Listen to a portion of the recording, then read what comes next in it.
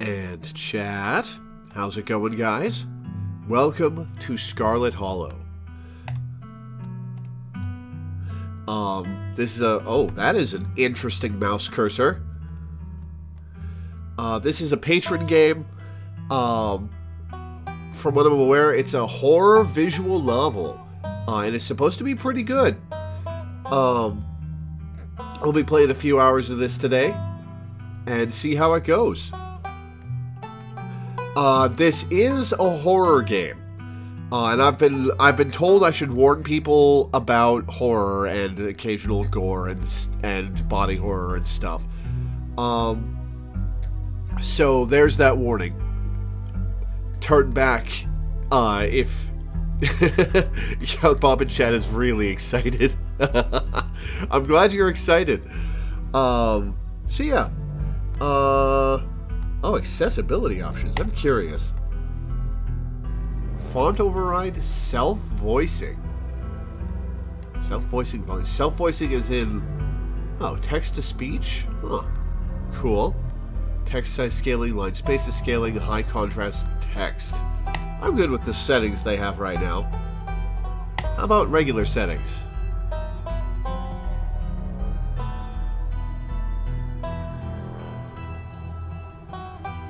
Cool. Alright.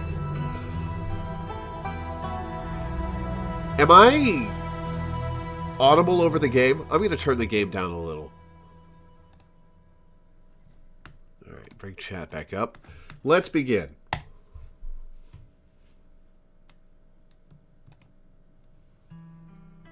Your name is Lore. You live in the city of...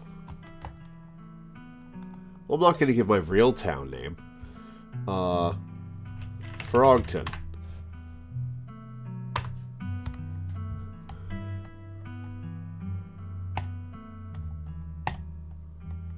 Traits unlock additional paths and dialogue options. Powerful build. Tough as nails. The pinnacle of fitness. An imposing presence that commands the room. A mean right hook. Mystical, strange, and unusual. You see the threads of reality in ways others cannot. Talk to animals! You can talk to animals. Animals can talk to you. A gift and a curse. That seems useful. Street smart. Good at lying and hard to lie to. Fast talker. You can read people and read the room. No door can hold you. That also seems very useful. Keen eye. Observant with a knack for picking up small details. Empathetic. Book smart. Well-read and rational, possess a wealth of esoteric knowledge and know when to use it. A talented researcher. Hot. Extremely good-looking. A natural flirt. People just like you, probably because you're a good person. Ooh, there are 5 of these I want. I have to pick 2? I'm thinking I'm going to pick talk to animals. Oh, do I want street smart, mystical, keen eye, or book smart?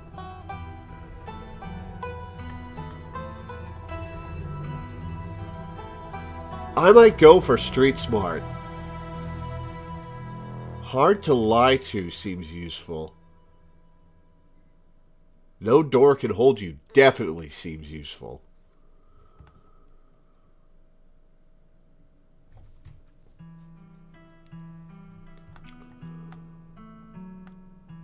I'm going to go with talk to animals and... but mystical seems like it would have interesting results. Additional paths and dialogue options. Ooh, this is a toughie.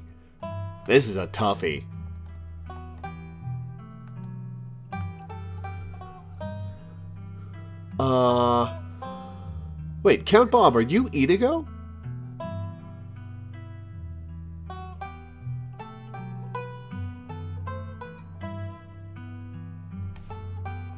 Oh, I was wondering. If that was you. Oh, cool. Well, that's the patron. Oh, man, what do I pick? This is a tough choice. I'm going to go with Street Smart. No, I'm going to go with Mystical. Mystical can talk to animals.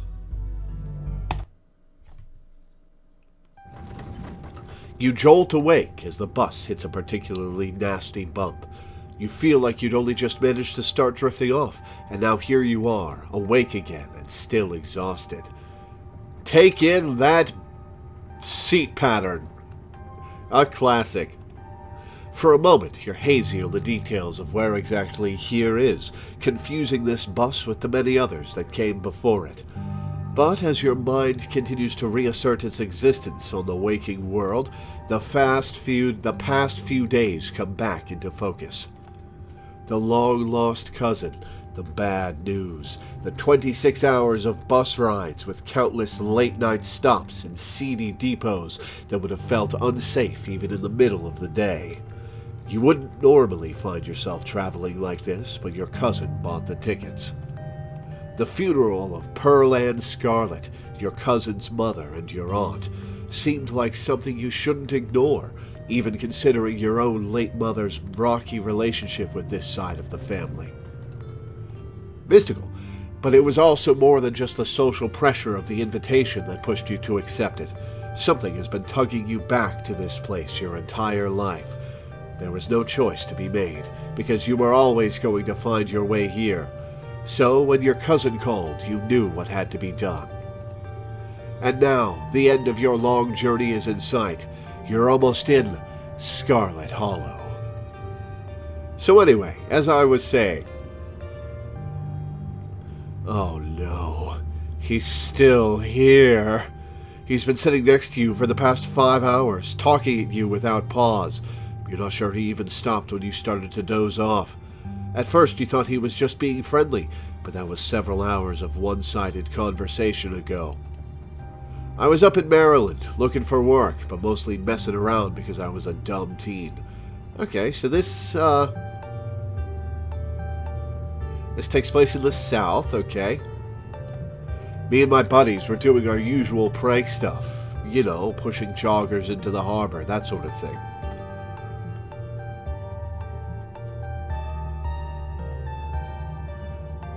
Oh, man.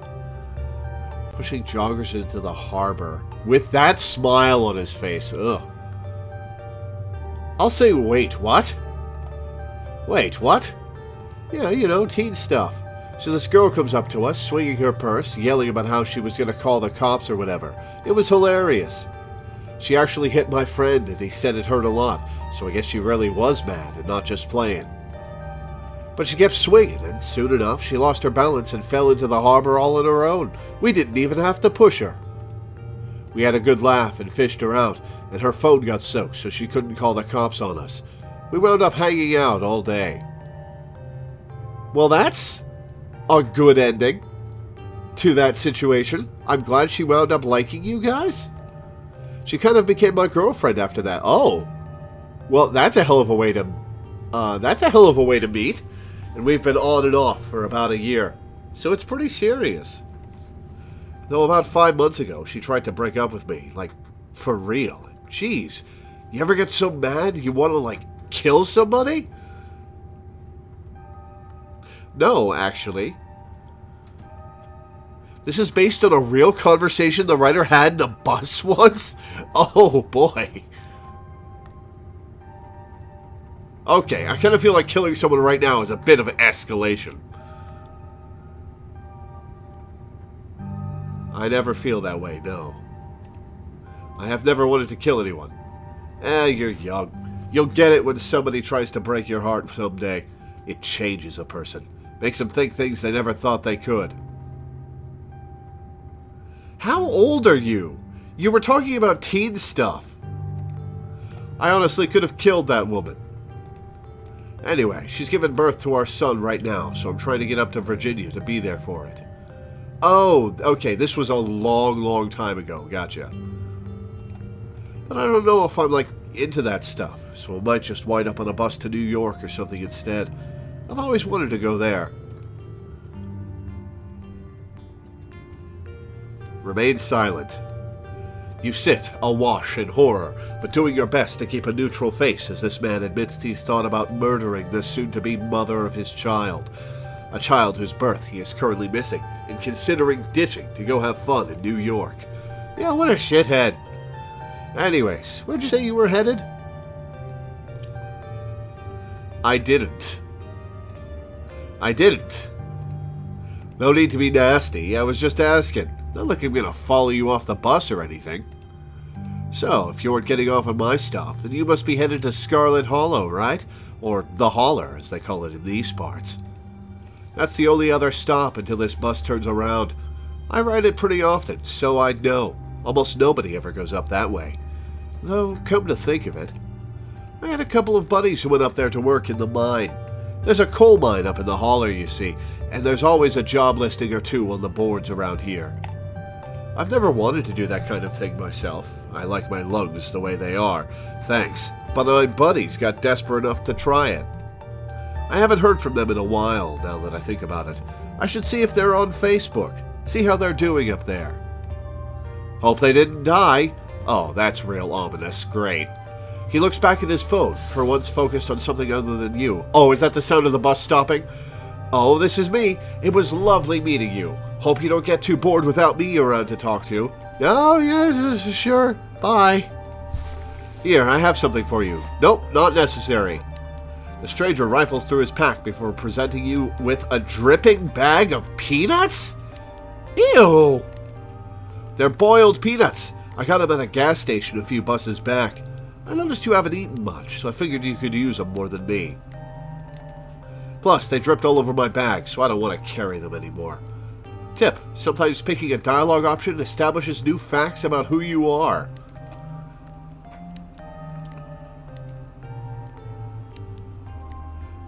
I will just take the peanuts. Are boiled peanuts good? I've never had them. You take the peanuts. Thanks. You're welcome. And with that, I leave you. Safe travels, friend.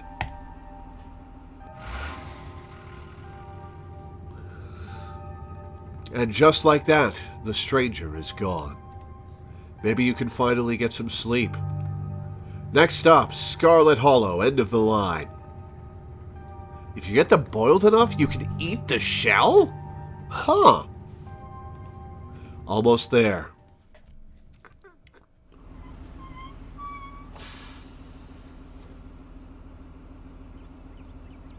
Arrives Monday at 11, departs Monday at 11:01? That's not a lot of time for people to get off and get back on. Well, I guess it's a nobody station that nobody goes to. The bus finally comes to a stop, its brakes squealing as it deposits you in front of the Scarlet Hollow bus station. The sign, at least, reads bus station, but calling it that feels disingenuous. At best, it's a kiosk. Though, for a small town like this, you're amazed there's so much as a road, let alone a bus that drives on it every week. The driver quickly shuts the door behind you and starts the engine, kicking up dust clouds as he pulls away, eager to leave you in this place behind. Hey, Count Bob, can you send me a message over Discord reminding me to get a replacement cable for my microphone? Or no, actually, that's the cable for my headset. What? Both of them have cracks in them? Oh, that's annoying. Well, I've got the money to get new headphones.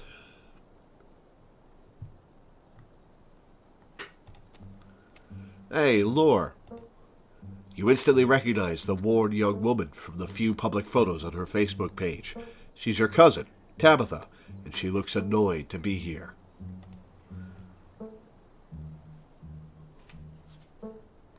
Looks like somebody needs a hug.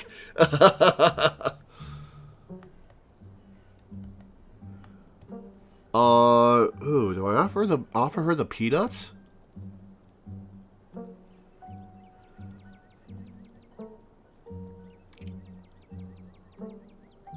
Do I offer her the peanuts, or do I just say, hey, Tabitha?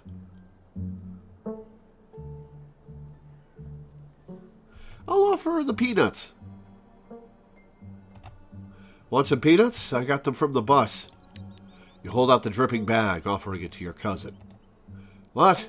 Put those away. Why would I want your wet peanuts? Oh, so that's how this relationship's gonna be, huh? Now come on, let's go. I don't want to spend any more time down here than I have to. Your cousin turns and motions, whoops, to an old BMW. You follow her, clambering into the dusty relic.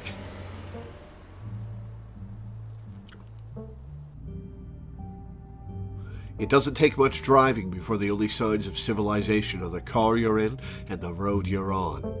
Tabitha maintains an icy silence as she focuses on the road.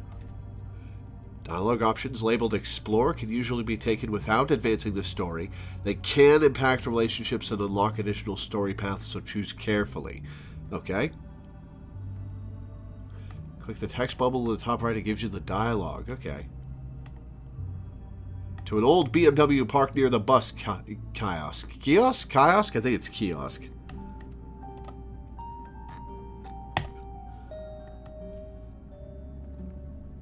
I guess we're both members of the Dead Moms Club? Oh, that's a shitty thing to say. How are you holding up? How are you holding up? Fine. You know you can talk to me, right? I lost my mom too. I know we only just met, but you know I went through something similar with my own mom. So if you ever need to vent, I'm good. So, the funeral. It's on Sunday, right? Yep, like I told you. Have you worked out all the details yet? Mm-hmm. Taken care of. Don't need any help. Can't believe we've never actually met before this. You have your mom to thank for that. Or had, I guess. You can feel the same careless cruelty in Tabitha's words that your mother would use when she talked about Pearl Ann and the old Scarlets. The wound that tore your family apart runs deep enough that it bled through the generations.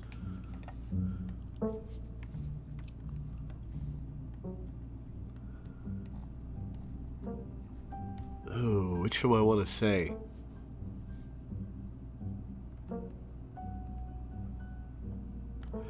This is a bit confrontational, but I think I'll say it. You sound like her right now, my mother. She hated this side of the family so much. We don't have to become our parents.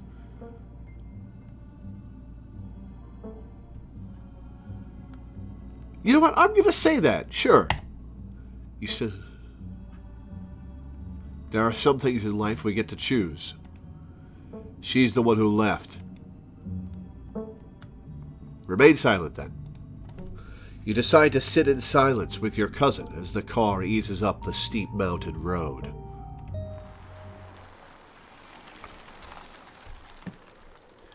It's falling off a cliff. I don't want to stay in that house. And here it is, the Scarlet Estate. Though it's seen better days, its crumbling elegance is not lost on you, someone used to cramped apartments in gray cities. It's plenty gray out here. Your mother told you about this place many times before she passed, always with an anger burning beneath her words. The faded majesty you once imagined doesn't quite compare with what's in front of you, a jarring blend of opulence and ruin. As you stare at it, perched on the crumbling cliffside, you can't help but feel like it's something that should have been left to rot a long, long time ago.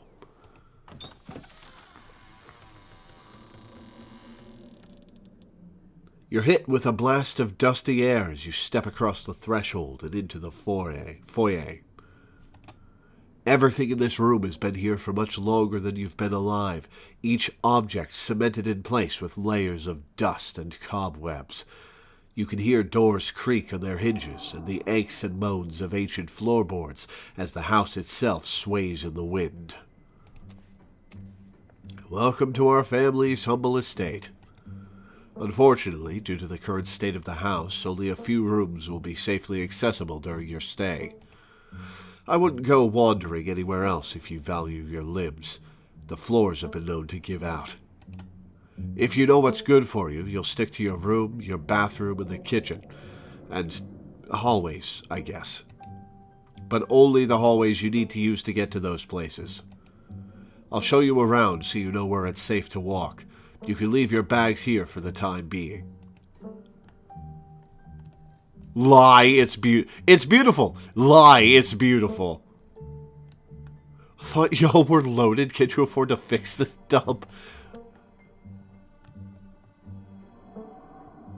I'll say it's definitely not beautiful, and she won't say it's beautiful.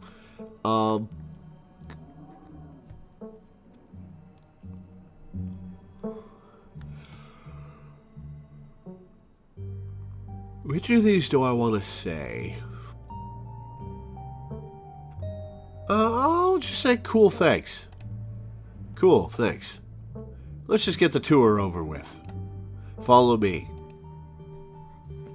You put your bags down and follow Tabitha through a long, dusty hallway. She delicately steps over holes and tears in the floor, and you do your best to trace her steps. Kitchen. On Wednesdays, a woman from town comes in and does the cleaning. Her name is Janie. Alright, so Sunday's a week away, so, oh, a kitty! There's a kitty! I wouldn't recommend socializing with her. She'll talk your ear off. If you need any food, there's fixings for peanut butter and jelly. As Tabitha speaks, your eyes are drawn to the windows and the overgrown garden outside. Dread and anxiety grip your lungs, and you can almost feel the ground beneath you start to slip. This place is a step away from being swallowed up and vanishing forever. Don't touch my mac and cheese or my ice cream. Those are off limits. Oh, you can also access the garden through here, but it's pretty wild, so I wouldn't if I were you. Some explore options prevent you from taking others. Choose carefully.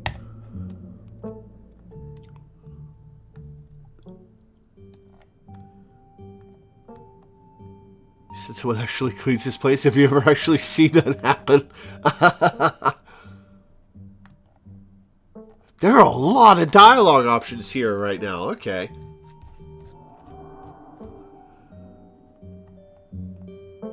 I'll say I can feel the weight of the world pulling down on this place. I don't care if she thinks I'm weird. As if the entire estate is a step away from crumbling to dust. Okay, geez, I get it. You think it's messy. I'll tell Janie to be more thorough this week. But you should know there's only so much anyone can do with a country house this old. It's always going to be a little grimy and worn, unlike your sleek city apartments. If a little dirt bothers you, you're going to have a rough time this week. Is there somewhere in town to buy food? I might want to eat something other than PB&J this week. Is there somewhere in town we can get groceries? Well, aren't you fancy? Yeah, there's a general store. There's also a diner. I usually order my food in bulk online, though, so I wouldn't be going with you. Oh, she is a shut-in. That's why the PB&J and mac and cheese.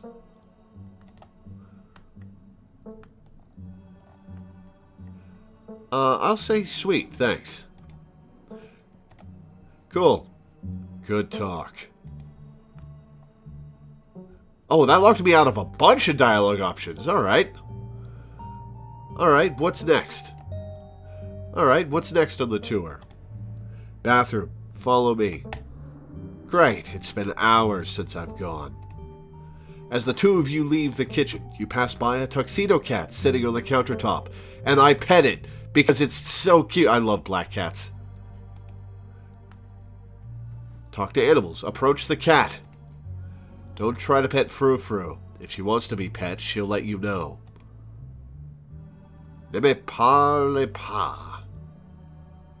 Is that French? Cajun?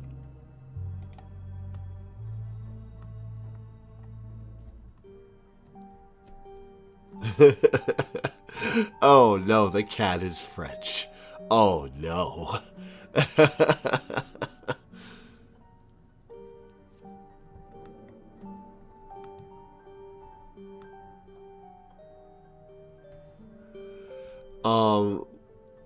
I'm being told not to pet her, so I'm going to say sorry, I don't speak French. I'm sorry, little lady. Je ne parle pas français. Of course. How typically American. I shall debase myself by speaking your tongue, but only so that I might insult you directly to your face, you uncultured swine.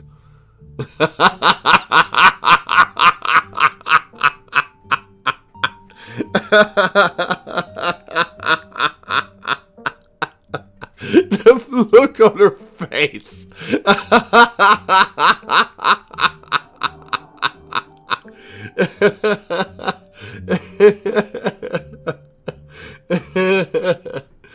Oh, God. Ha ha. Very funny. Her name sounds French. Stop wasting my time and let's finish the tour. You once again follow Tabitha through a long, dusty hallway. Maybe after a few nights it'll get easier to navigate these spaces, but for the time being you feel lucky to have not fallen through the floors. Guest bathroom. Not much to show, it's a bathroom. I'll wait outside. Do what you must if you must. It is a wretched bathroom. Full of flies? Oh, gross! I don't want to spend time in here. It is a wretched bathroom. Piles of junk sit untouched in the corners of the room, and mystery stains paint the floor. Do you live here, Tabitha?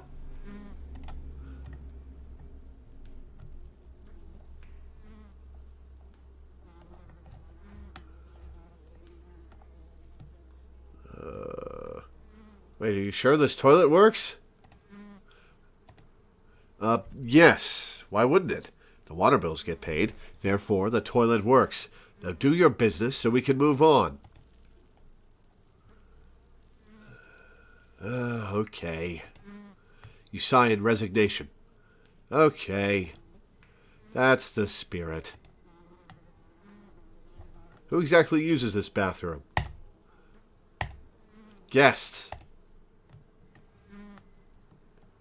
Oh, God, what are we going to find in the toilet? Lift the toilet seat. Oh, God. Scram, fellas, the jig is up. I can talk to the bugs, too. Bugs skitter from the bowl as you lift the seat.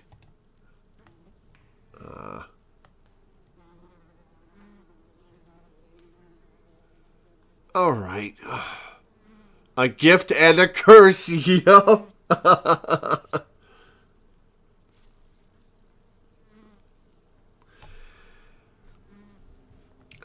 Screw it, I'll use the facilities. A toilet is a toilet.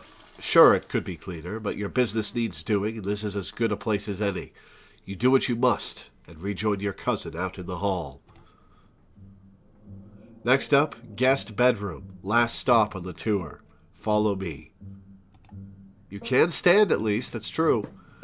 You and Tabitha briefly return to the foyer before climbing the stairs and reaching the guest room. The room smells old. Dust, mildew, wood rot, it has it all. A week of sleeping in this place might give you permanent lung damage. I would not have a good time in this house because I have lung problems and asthma. I don't even like to go in the basement of this place because it's mildewy and moldy. Oh man, it's one of these desks with the cover on it. I haven't seen one of those in real life in years. This is where you'll be staying. The linens are fresh. I had Janie wash them last week. I had to endure a half-hour rant about her kid to get her to do it, so you'd better be grateful. An unmistakable stain coats this room. Someone has died here. No, people have died in here. The closet is full of old family stuff, so you can't hang your clothes up, but you can use the dresser. It should be empty.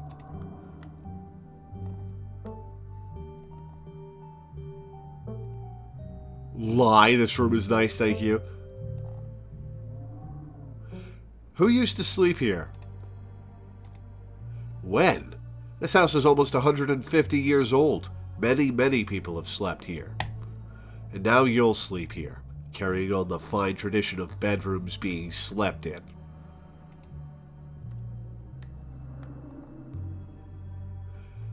You know what? I'll be nice. This room is amazing. This is great. Way nicer than what I'm used to. I can't say I'm surprised. Each and every piece of furniture in this room is a genuine antique handed down through the family for generations. This is not an IKEA bedroom or whatever such nonsense you're used to in the city. I guess I'll start to get settled. Follow me. I'll take you back to the foyer so you can collect your belongings.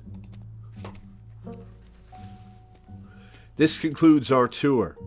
I'm afraid I must return to my duties, so you'll have to entertain yourself for the rest of the day. What duties? What's your job?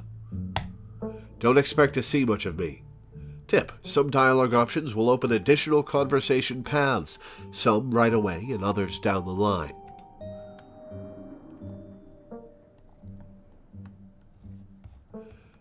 Where are you going? Wait, where are you going? To work. Somebody has to pay the bills around here. What kind of work do you do? Call her out for being rude? Okay. Why are you being such a jerk to me? You asked me to come to this funeral, but since the moment I got here, you've been acting like I spat in your coffee. What's going on? Was it something I said? Look, I'm sorry I've been testy since you've gotten here, but you aren't exactly one to talk. You've been a horrible guest.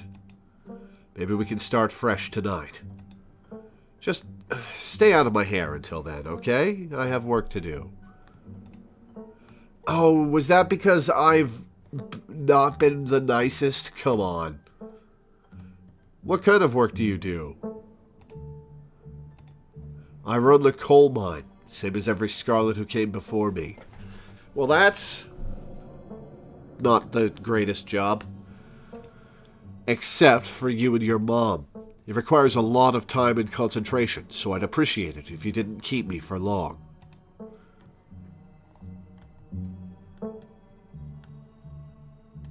I didn't know we owned a coal mine. Well, there's no we about it. Lore, there's... my side of the family is not involved. We don't own the coal mine. I own the coal mine. Your side of the family forfeited any claim to it years ago.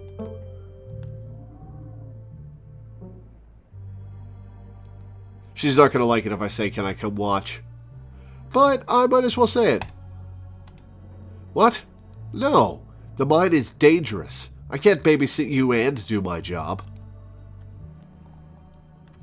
Hashtag girl boss.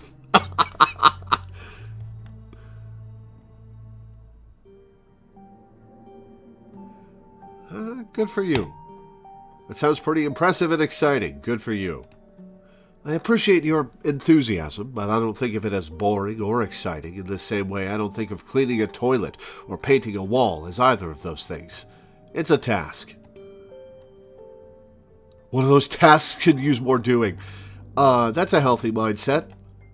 Seems like a good way to look at a job. Instead of convincing yourself you have to be doing the thing you love the most, it's okay to just have a job. Yeah, exactly. Would I rather be doing something else with my life? Maybe. But I know I had to take over the company, so why think about that other stuff I could be doing?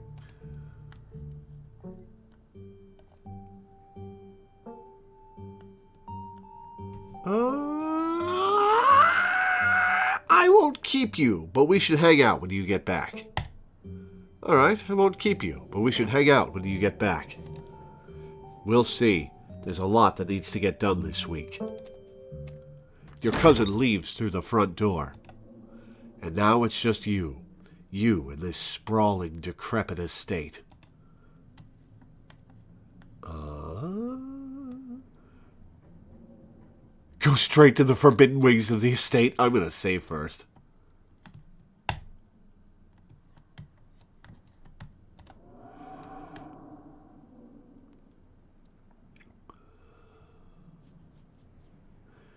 Can I do multiple things here? It does say explore.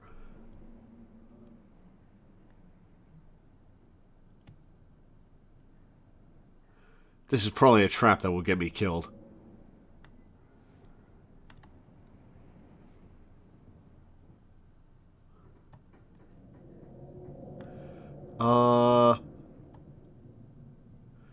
Let's explore. Go straight to the forbidden wings of the estate. With Tabitha gone, there's no one stopping you from going into the forbidden wings of the estate. Except for the locks and chains sealing them shut. Fair enough. Hi, Frou-Frou. A PB&J sounds great right now. You haven't had anything to eat all day. The only things louder than your stomach right now are the creaks and moans of this ancient place. A PB&J sounds exactly what you need to take on the rest of the day. You head to the kitchen. You're back in the kitchen, ready to craft a beautiful peanut butter and jelly sandwich.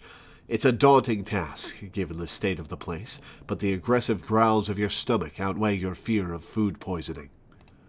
To get started, you'll probably need to find some peanut butter, some jelly, bread, a plate, and a knife.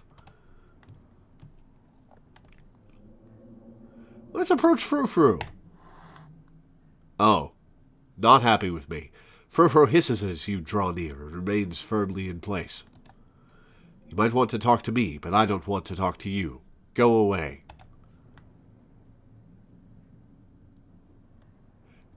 She's not going to like the boiled peanuts.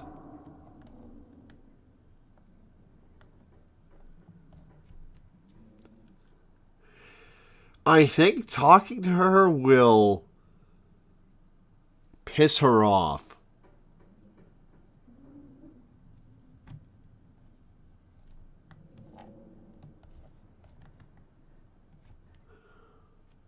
Offer her the boiled peanuts. That would just make her upset with me because I'll bet she'd think they're gross.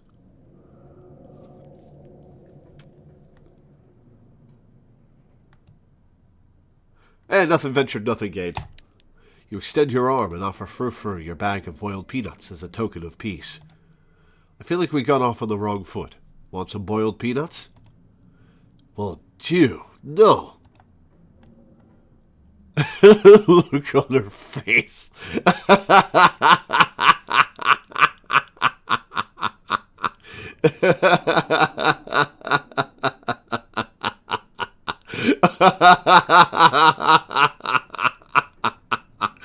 God damn, I love cats. Oh, God. Do you like living here? I despise small talk.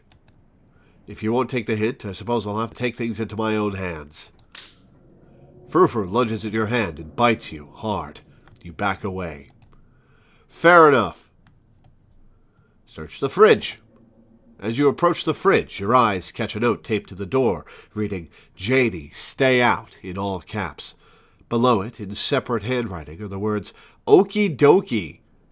That's cute. You open the fridge.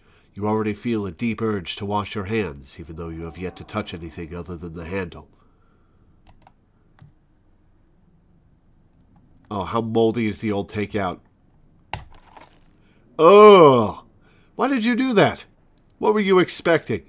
This takeout container is disgusting beyond words. A liquefied mess, wholly congealed in its styrofoam shell. You can't even tell what it used to be. This substance doesn't just smell bad, it smells ancient. For God's sake, put it... Eat it! No! For God's sake, put it back. Your body reacts before you even register what you're doing, compelled by a deep, primal disgust. You shove the container back in the fridge, pushing it into the depths of the shelves and out of your mind. Hopefully, you can forget it exists and move on with your life. Actual question, do you get a game over if you eat it?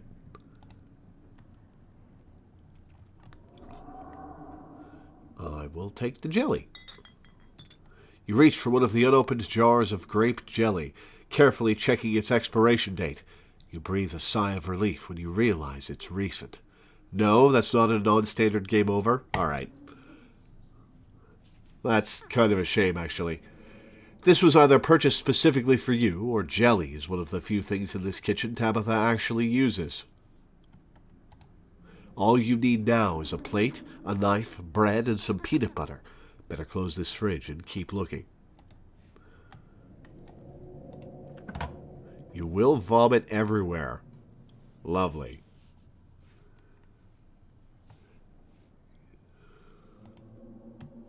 Search the pantry. Tabitha sure loves her mac and cheese. Is that a dead mouse by the bread? Gross. It's a lot of peanut butter and bread. Does she eat all this before it goes bad? She doesn't seem like the type. Tabitha sure loves her mac and cheese. Take bread. You pick up one of the non-moldy loaves of bread. Great. One step closer to a satisfying snack. Unless you took physically fit and then you can eat the takeout. That's funny. All you need now is a plate, a knife, and some peanut butter. Take peanut butter.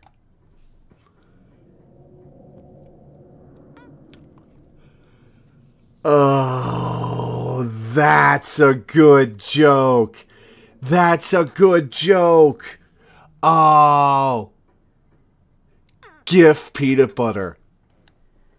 GIF peanut butter. That's fun. The king of nut butters. And only 3% of each jar is mashed up cockroaches. Gross.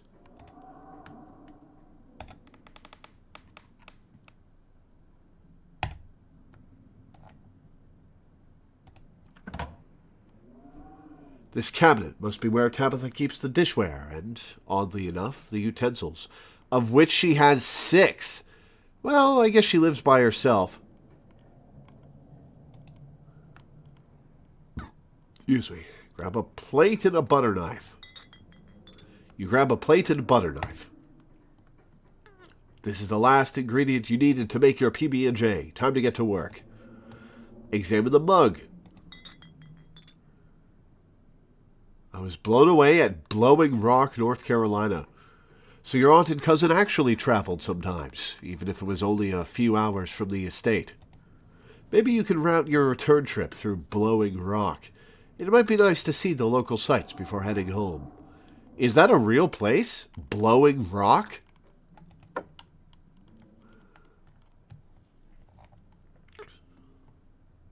I should grab a bowl is for making mac and cheese. Examine the shot glass. It reads, I survived Deb's 50th. Your aunt's name was Pearl, so this wasn't from her 50th. From the few stories you'd heard from your mom, Pearl wasn't the type to have kitschy friends who gave out themed shot glasses at their birthday parties.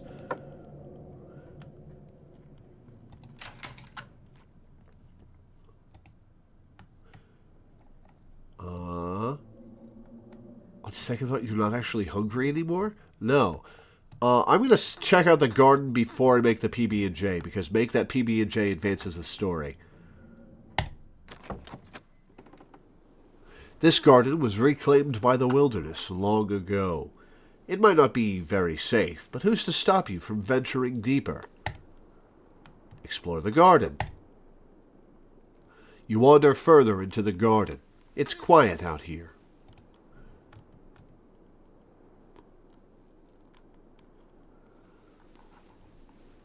Man, Tabitha, you really need a groundskeeper.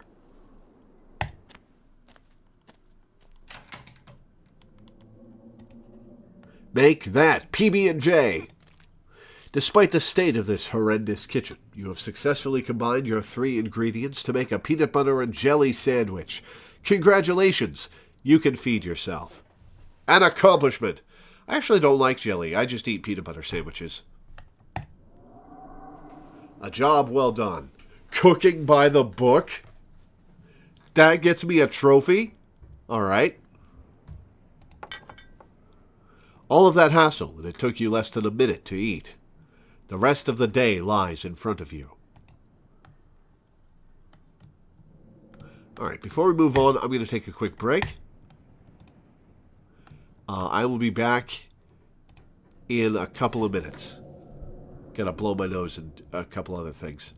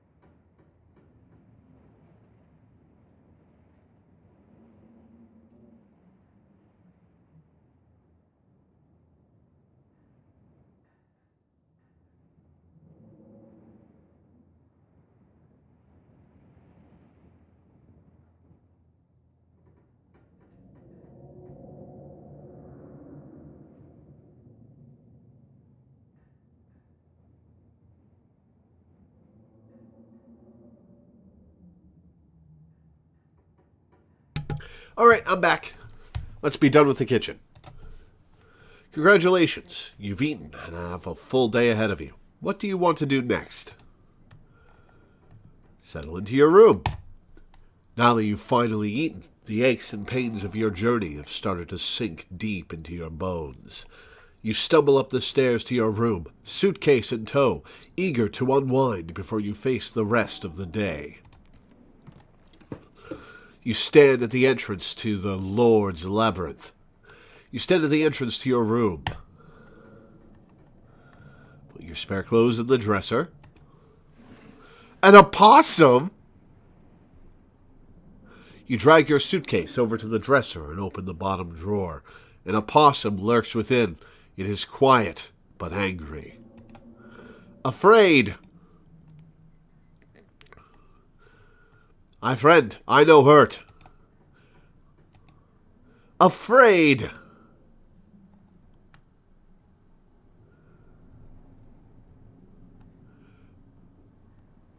Do not give him your boiled peanuts.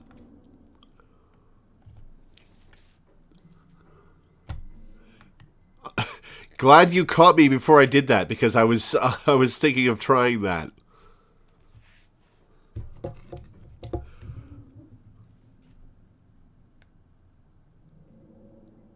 Oh, he won't like them. Okay, I thought something catastrophic was going to happen.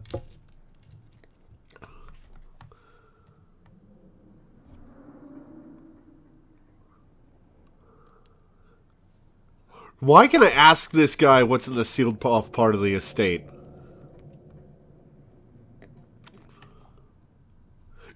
Clothes on top of a possum.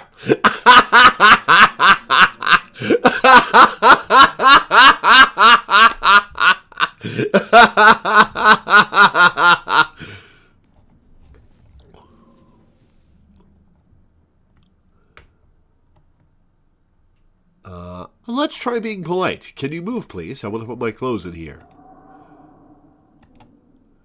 No, this Dustin house. Oh, okay.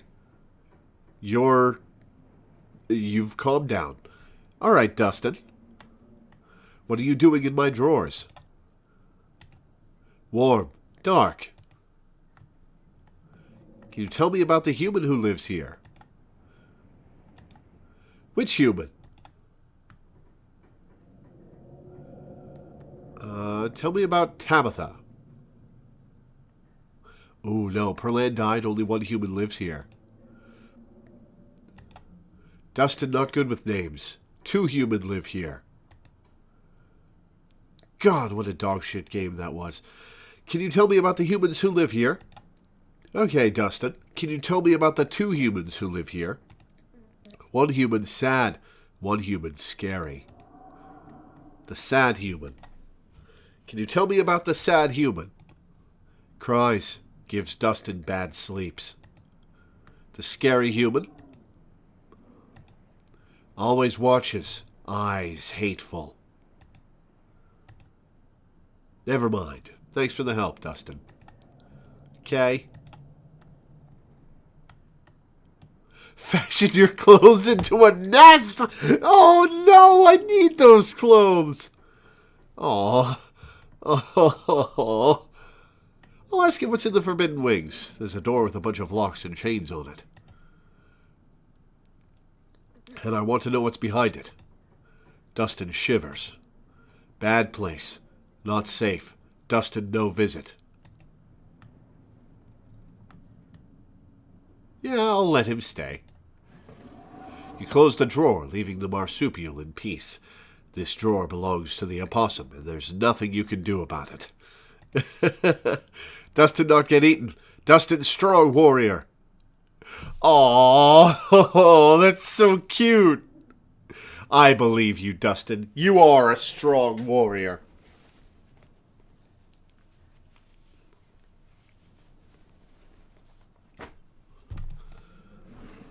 You open the top drawer next. It's empty. It's as good a place as you'll find to put your clothes. Based on the state of the house, you wonder if you'd have been better off keeping your clothes in your nice, clean bag. But there's no going back now. Check the closet. Well, that's creepy. You can see why your cousin said you should put your clothes in the dresser instead of this closet. There must be decades of family history stacked up in here. Pick up the cursed doll, why not? Of course you're sharing a room with a creepy doll. You pick it up to examine it more closely. Its foot reads, property of Alexandra. No need to carry this around with you. You close the closet behind you. Look out the window. You can only imagine how beautiful the garden must have been in its heyday.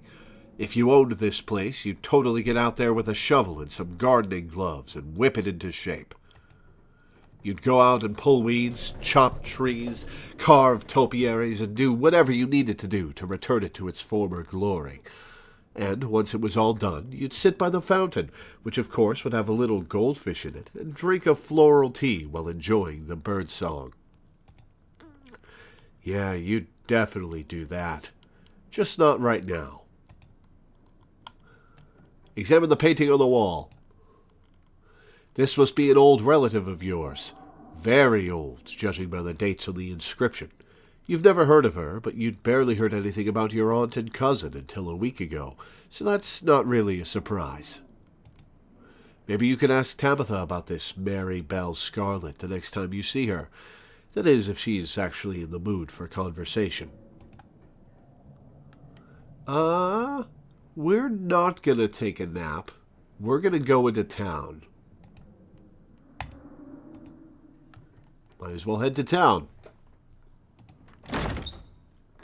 Now that you're settled in, there's not much left for you to do here other than head out and explore the town. You do just that.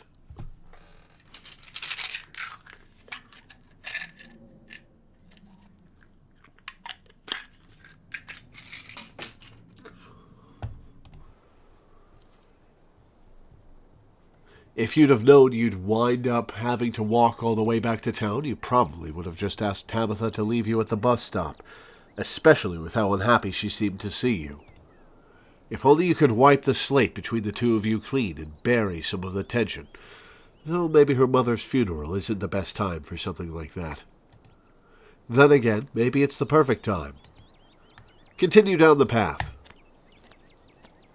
It's really pretty out here.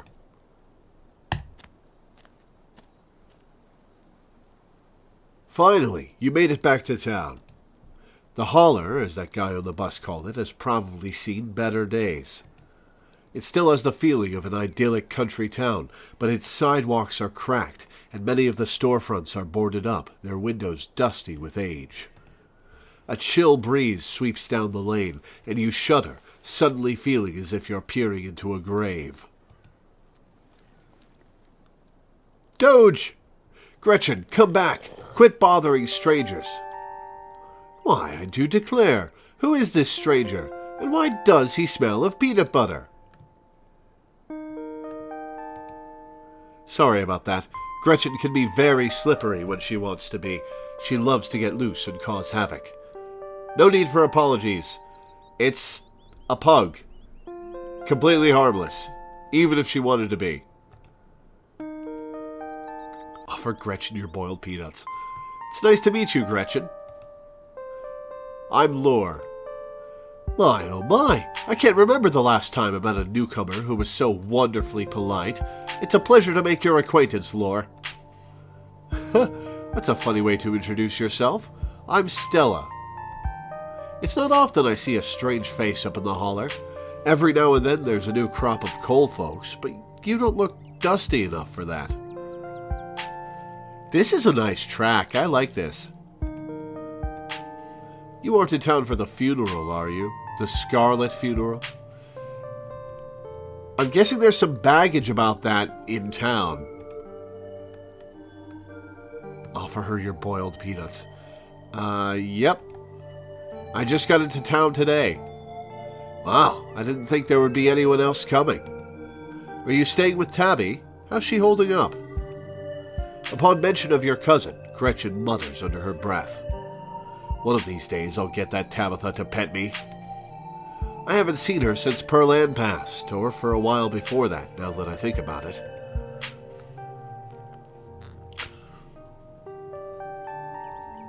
I'm sorry, did you say Tabby? I'm sorry, did I hear you right? I can't imagine Tabitha ever going by something so bubbly. She did back when I knew her better. It's been a while. I hope she's okay.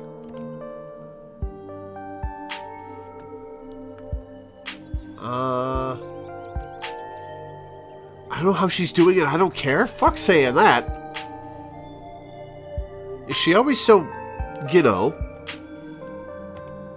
rough around the edges? Yep, that's Tabby for you. I wouldn't take it too personally. I'm not sure what it says about her state of mind that she's still her same old grumpy self. It'll probably be good for her now that you're staying there, even though she'd probably never admit it. How long have you known her? Or, hang on. How long have you known her? Oh, quite a long time. The town's really small, so everybody's known everybody else as far back as they can remember. Tabby and I got a little close when we were both in the school's production of A Midsummer Night's Dream. I was Puck, and she was Mustard Seed. I still haven't ever actually watched any production of A Midsummer Night's Dream. I know the name of Puck, and that he's a trickster fae, but I don't know anything else about the story.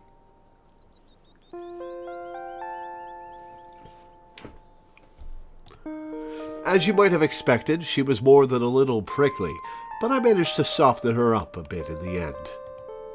But then she graduated, and that was that. I haven't seen that girl or her horrible little cat since I was middle-aged. Yeah, that Frou-Frou is pretty horrible. Oh, before it slips my mind, if you're staying up in that spooky old mansion, you must have met the Frou-Frou. How does that monster fare? Sounds like you and Frou-Frou have a history. Ignore Gretchen lest Stella discover your quirk. Ooh. Ooh! Do I keep this quiet? It might be a good idea to keep this quiet.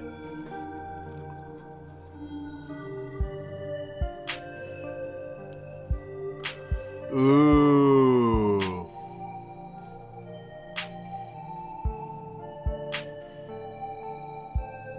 I want to talk to all the animals. It sounds like you and Frou-Frou have a history. Wait, what?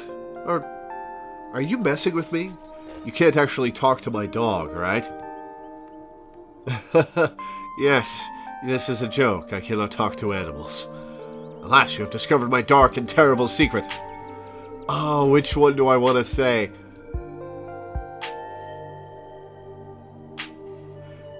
The fact that the lie isn't very convincing makes me want to say it.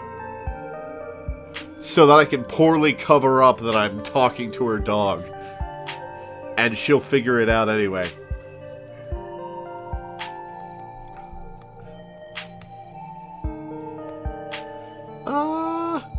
Oh, Count Bob wants me to say alas. Sure. Alas, you have discovered my dark and terrible secret. I can talk to animals, and animals can talk to me. Your dog sounds like a southern belle when she talks. Yeah, of course you're joking. You and Stella maintain silent, awkward eye contact. Well, next time you see that devil, please send my regards. Do let her know that not only do I still draw breath, but that I very much still plan to outlive her. Oh, if you just got to town, you must be starving. So, I'm wondering, when Gretchen is saying things, is she snuffling and woofing, or is she just being telepathic with me? I was just on my way to the diner for a coffee. They've got amazing biscuits. My treat. Follow her.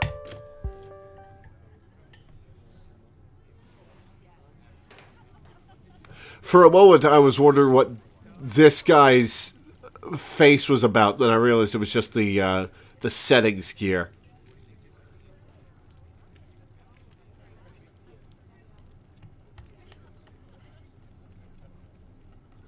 So I'm guessing these are coal miners. That are firefighters. Cute kid. Probably the town's only 2 police officers. Who's this sketchy-looking guy in the background? Excuse me. The pleasant aroma of greasy breakfast food hangs heavy in the air. In contrast with the empty, lifeless atmosphere of the family estate, the diner is filled with the comforting din of human life. All of which grinds to a sudden halt as the patrons realize that a stranger has entered the establishment. Alright, well, you don't gotta make a big deal out of it.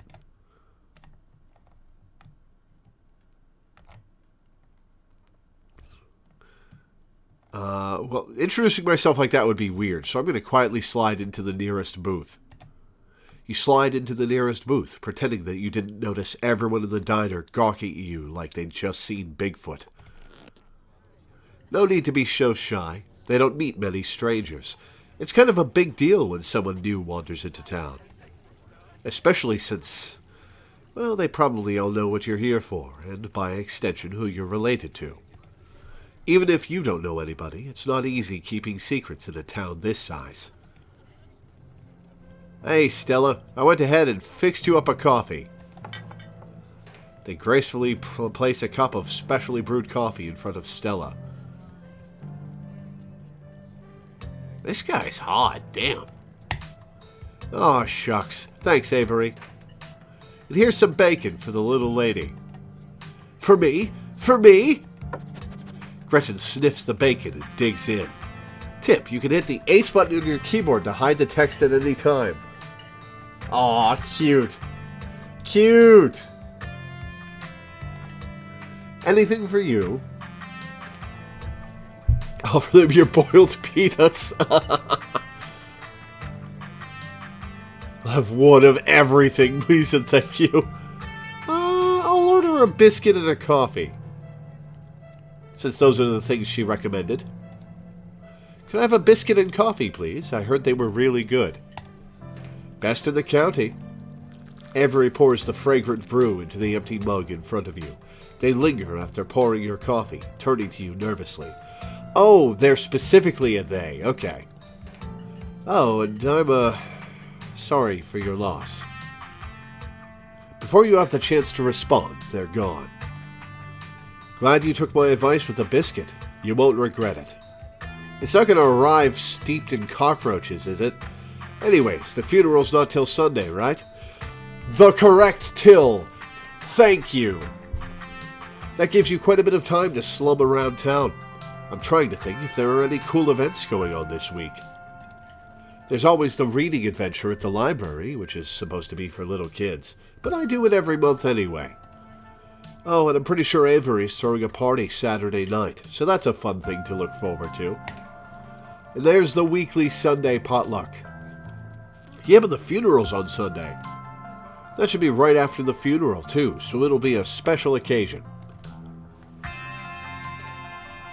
Is the potluck like a church thing? Would it be weird for me to come if I'm not a member?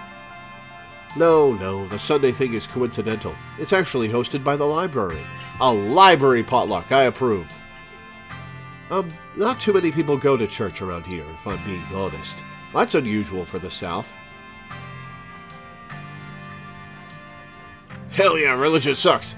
A non-religious community in the rural South? That's gotta be unusual. I know. We must seem like such heathens. But there are plenty of God-fearing folks in town. They just aren't the biggest fans of the local church. Well, the building's okay, but the pastor's another story. There's just something a little off about the guy. You'll get what I mean if you ever meet him. Well, now I'm intrigued. And unfortunately, you probably will. Anyway, those were all the big events I can think of. Gretchen finished her meal. Cute. As for the day-to-day, any idea how you want to kill time for the rest of the week? No clue. Honestly, I have no clue. Well, you're in luck, as you've happened to run into the person who knows all the best stuff to do around here and has limitless time to show you around. Why do you not have a job? My boss is pretty forgiving. Oh, you do have a job, okay. Oh, wait, you probably wouldn't get that joke since we don't know each other that well. I'm self-employed, so I'm my own boss, so I'm forgiving myself. Get it? I do get it. No, please explain the joke. Yeah, I get it. Before Stella can finish, Avery returns, biscuit in tow. Is there nothing else coming for me? Gosh, if I had known that plate of bacon would be my main and only course, I would have waited before digging in. Here's your biscuit. Winnie says it's on the house. She sends her condolences. What do I look like? A charity case? That's so rude! Thanks, it looks great. Thanks, Avery. It looks great. You pick up the biscuit. It's delicate and fluffy. It nearly crumbles at your touch. Buttery warmth emanates from its surface. You don't even need to taste it to know that it's good. Divinity given buttery form. You take a bite. It melts in your mouth as if it was nothing but butter suspended in a thin matrix of dough. Truly, this is a perfect biscuit. I haven't ever had Southern-style biscuits outside of like KFC, and KFC ones can be pretty bad. I've got to try Southern-style biscuits sometime.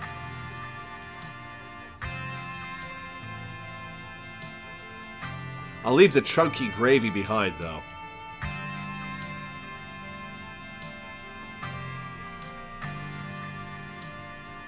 Lie, I've had better. Oh, they used the correct till, but the wrong whoa! God damn it. Whoa. This is a really good biscuit. Wow. I'm so glad you like it. Avery lingers at the table for a moment. So, has Stella mentioned she's famous? No, she hasn't. Oh, Avery, I'm not famous. Look, if you're not going to go around tooting your own horn, you know I'm going to do it for you. Stella sighs. I'm a YouTuber. What kind of videos do you do? Cool. What kind of videos do you do? She hunts cryptids. You should really check out her channel, Lore. It's amazing. Ooh, do I ask how he knew my name, or they knew my name?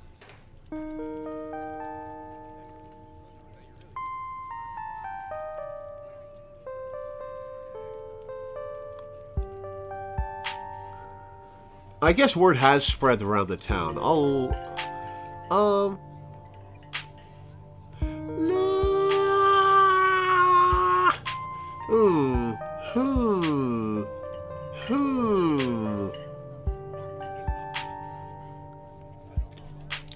ask how they knew my name.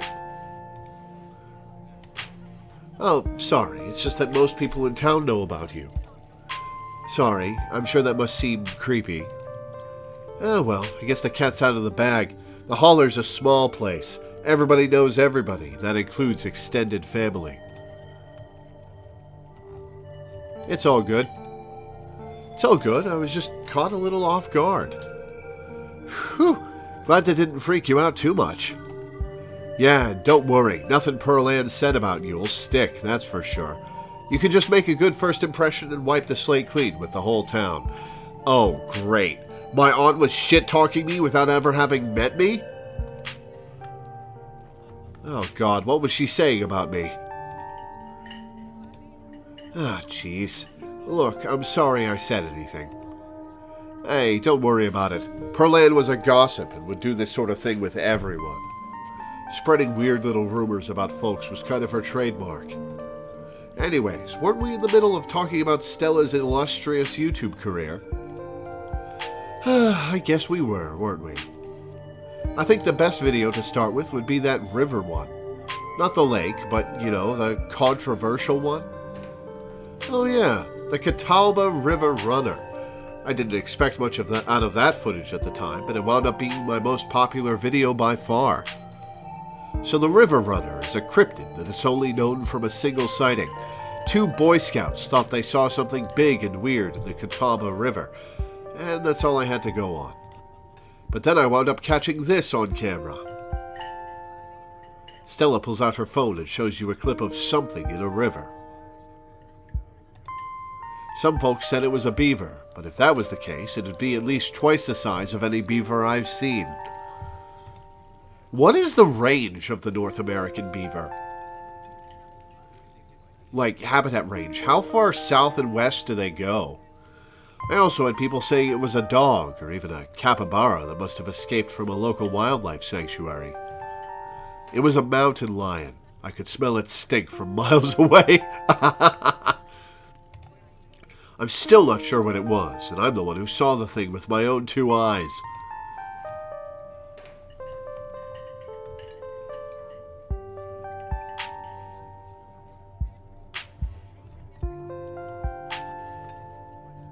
Do I humor her?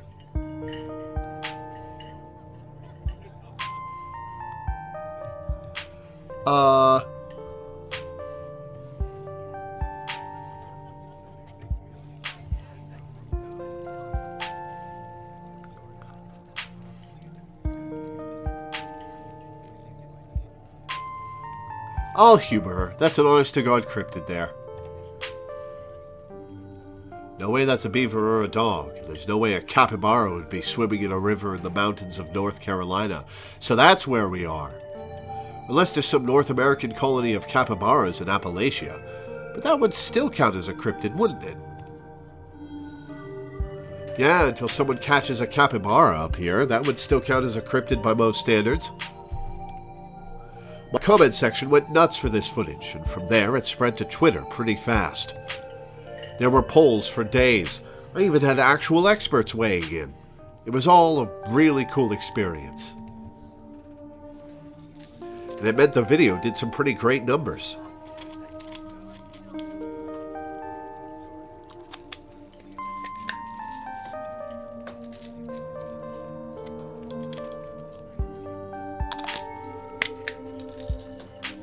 One sec, forgot to take my medicine earlier.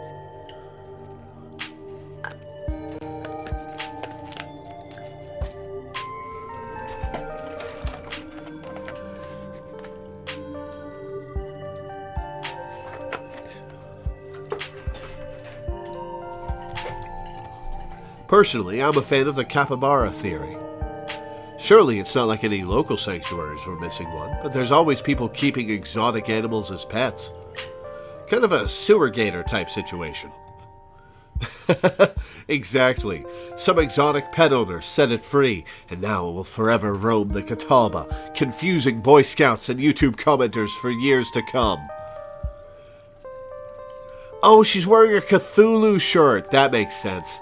So, speaking of things to do around town, I was actually planning on filming this week's video tonight. I was wondering if maybe you'd want to come along. It's a pretty easy one this week. We wouldn't even have to camp anywhere. I'm gonna go after the... Wait, no spoilers.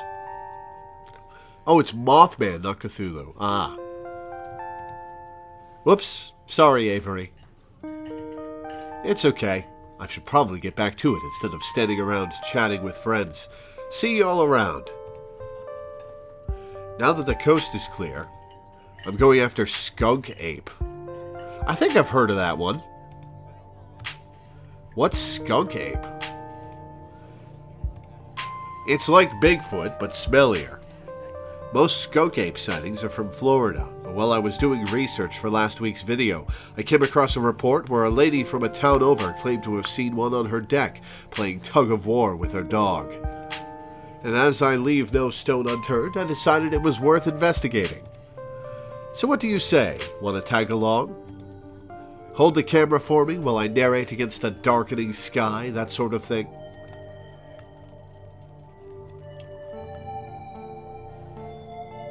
No! No.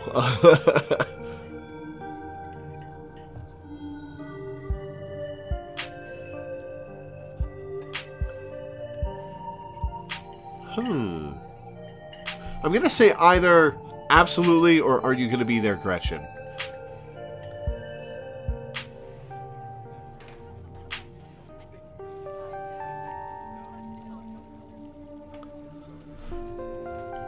Oh, ow, my spine. Oof. Ow. Oh, my posture sucks. Are you going to be there, Gretchen? That depends. Are you going to be there, Gretchen? Oh, naturally. I wouldn't want any misfortune to befall my beloved Stella. I must stay by her side, through thick and thin, however odd her passions may be. Of course. It's actually been a while since I've had anyone but Gretchen out there with me. Say no more. I'm in. This is going to be a lot of fun. I actually started the channel with a couple buddies of mine back in middle school, so it'll kind of be like a blast from the past. Me and Kanika and Reese running around in the woods, flipping over rocks and bothering salamanders. Our videos were terrible, but we had a lot of fun, and that's all that mattered to us. You know, that gets me thinking. I wonder if they'd be down to come along with us, get the old gang back together. Though I guess Kanika has to close out the general store tonight, so I'm pretty sure she's a no-go. But Reese, I think there's a decent chance we could get him to come out of his hidey hole if he's up for it. Do you mind if I make a quick call? Stella pulls out her phone and dials it, waiting while it rings. Reese! Dude, what's up? Feels like it's been forever. Oh, man, I'm sorry to hear that. Do you want me to come by, or... Okay, if you're really sure. But if you change your mind, death in the family, maybe? Oh, I was just calling if you wanted to come out to the woods tonight. I met somebody cool in town today. He's Tabitha's cousin. I know. Yeah, just here for the week. Anyway, we're going out to look for skunk ape. We could take the easier trails if that would help. Dang, man, that sounds awful. I hope you take it easy tonight. I'll swing by sometime this week and we can have a more low-key hang. How's that? Yeah, I'll bring him. Talk to you soon. Bye, bud. Reese, there's always been something off about that boy. I never did like the smell of him. Looks like it's just you and me, pal. Did he ask you to bring me to his house? Why? He's excited to meet you, of course. I think you'll find most folks in town are. Is he okay? He's not feeling well, that's all. He's had a lot going on in the past, 10 years or so, but I feel like it's gotten a lot worse recently. I can't remember the last time I saw him leave his house. Oh well, it's not my place to talk about, really. I just got a little excited thinking about having him along again. He's hilarious. You'd love him. We should swing by his place sometime this week. That'd be... Haven't I met enough... I hate the rude dialogue options. Well, that'd be nice. I'd love to meet your friends. Awesome. I'll make it happen. He's definitely the trickier one to meet. Kanika is much easier to track down since she's at the general store basically every day. But friendship can wait. We've got a skunk ape to hunt. So we should probably head out if we want to make it up the mountain before it's too dark. Come on, let's blow this popsicle stand. You pause before getting up. Maybe it's time to make a good first impression. After all, it seems everyone in town has heard awful things about you from your now deceased aunt.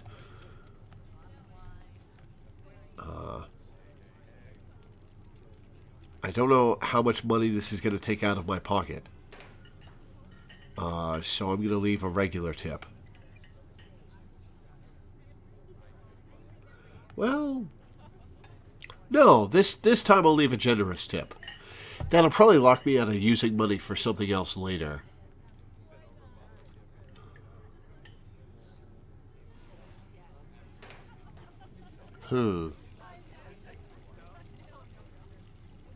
It takes out $5.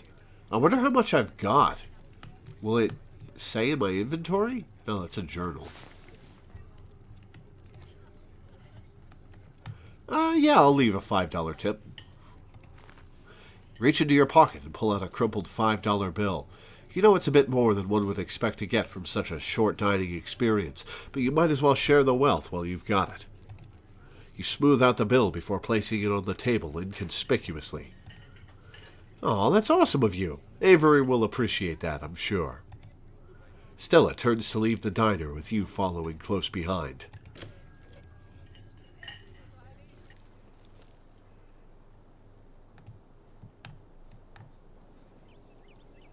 Alright.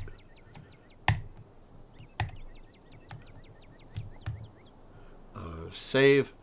I really need to blow my nose. I'll be right back.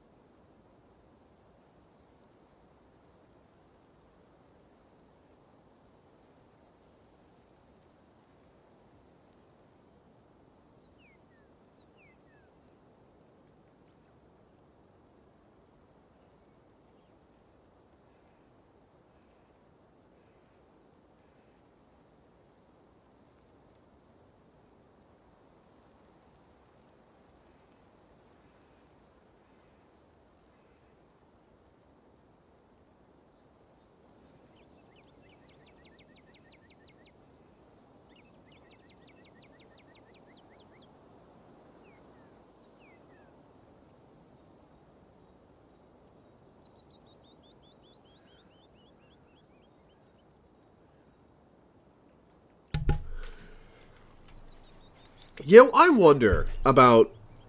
I was about to say the local hibachi place, but it's 40 miles away. I wonder about the tipping there, because I'm pretty sure the tips go to the waitresses, and the hibachi chefs get a salary. And I wonder how much of the hibachi chefs are encouraged to put on a good show because of how many restaurant patrons would think that they're the ones getting the tips. Also, is this the mansion? All the way up there? That's horrible. Excuse me, I wouldn't want to live up there. Wait. No, there's no room... Excuse me, there's no room for a garden in the back and stuff, so maybe that's not it. It hadn't been very cold. Oh, and there's the church over there. It hadn't been very cold when you first arrived in town, but as the sun dips closer and closer to the horizon, a chill descends upon the hollow, and you see your situation with renewed clarity. You're in a new place, far from civilization and the people you know, following someone you just met into a dark forest in search of monsters. You feel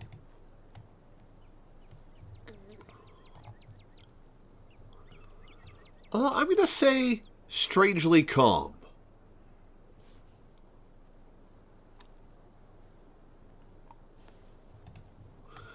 You feel strangely calm. The setting sun paints beautiful colors in the sky, fresh air fills your lungs, and pleasant songs of crickets trill around you as night descends. This is where you're supposed to be, with Stella by your side, a sweet smile on her face, and Gretchen plodding along in front without a care in the world. Gotta love this brisk fall weather. This past summer was the hottest on record, since last year at least. You know how it is these days. Each summer is the hottest yet until the next summer, which always finds a way to be so much worse. It's just nice to feel a chill in the air and see the leaves change, like normalcy is restored, if only for a moment. Sorry if that was a bit of a bummer. We should talk about something more fun, like skunk apes.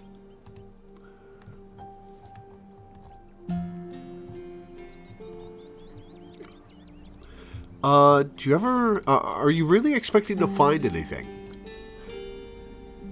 What are the chances we actually run into a skunk ape in just one night of filming? That's fair. We are hunting a creature that's stayed hidden from humans long enough to gain a mythic reputation. What are the odds of something like that popping out to star on my little YouTube channel? But hey, the chances are never zero, right? Has anything bad ever happened on these hikes? Has anything bad ever happened on one of these hikes? You know, just curious. Let me think. There was that time back in early high school when Reese fell down a cliff. Is that what caused his current troubles? But he was fine. We had some folks from town rig up a pulley to get him out of the ravine, and his leg only took a couple of months to heal. All in all, not too bad. Though I guess there was also that time I was out here alone and kinda got stuck in a cave. Oh, that can't have been a pleasant experience. I was getting great footage of what I thought was a family of wampus cats, but I wasn't able to wiggle my way back out. Turns out that the wampus cats were actually skunks, who very much did not appreciate me blocking the entrance to their hidey hole. Did you get blasted by a family of skunks and be stuck in a... Oh no. And instead of running for help, Gretchen just sat outside, bored to tears. Lassie she is not. As if... I made sure to give those nasty little skunks a piece of my mind. That's what I did. And I kept Stella company, just as she would for me if I decided to hide in a hole for hours. It took about an hour to get loose, which was pretty intense, but a few tomato juice baths later, I was right as rain. So it could have been a lot worse. Oh, and there was time I accidentally stumbled onto old Duke's property and nearly got my head shot off. But that happens to everybody sooner or later. I'd barely count it. So yeah, these hikes aren't all that dangerous, all things considered. What have you noticed, Gretchen? Do you ever hunt things that aren't cryptids, like ghosts and whatnot? Yeah, for sure. I used to go after all sorts of spooky stuff. I never had much luck, though, especially when it came to ghosts. Back when I first started doing solo videos, I'd go into all sorts of old, abandoned buildings, hoping I'd stumble across some sort of activity. But nothing ever happened. It was always just me and my camera in an old house, getting worked up over a gust of wind or a creaky floorboard. When all's said and done, I've just been a lot luckier with cryptids. I want to believe in ghosts so bad, and I can't rule out the possibility that there really are true hauntings out there. But if there are, I sure as heck haven't seen any myself. Werewolves I kind of lump in with cryptids. I'd be shocked if there actually were people out there who turned into animals, but werewolf lore lines up pretty well with the great beast genre of cryptid. As for demons, I don't know. I honestly don't even want to consider the possibility that they exist, because if they really are out there, geez, a lot of folks are doomed to an eternity of flames. So let's hope all of that's just bunk, am I right? What about aliens? What do you think about aliens? Don't even get me started. Did you see those UFO videos the government declassified? Aliens are definitely real. They have absolutely visited Earth. Like, I believe in aliens way more than I believe in cryptids. I adore my darling Stella, but she gets the strangest ideas in her head these days. Ever since her parents went away, she's been more and more foolhardy with all this critter nonsense. You don't see me hunting aliens out here because we know they're real.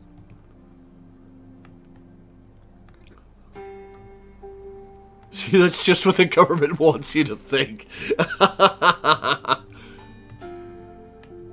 Heck yes, aliens are real. Nice. I knew we had a connection. I know somebody who knows somebody who heard a story from this trucker in Fayetteville. His truck stopped in the middle of the road, just shut down completely, even though he had a full tank of gas. And suddenly, it looked like daylight outside. He could see cows out in the fields, birds in the sky. Then this metallic, egg thing appeared, floating in front of his truck. He passed out, and when he woke up, he was missing one of his pinkies. It was like it had never even been there. It was just smooth skin where a pinky should be. I know it's a second-hand source, but there's plenty more like it, and if they are true...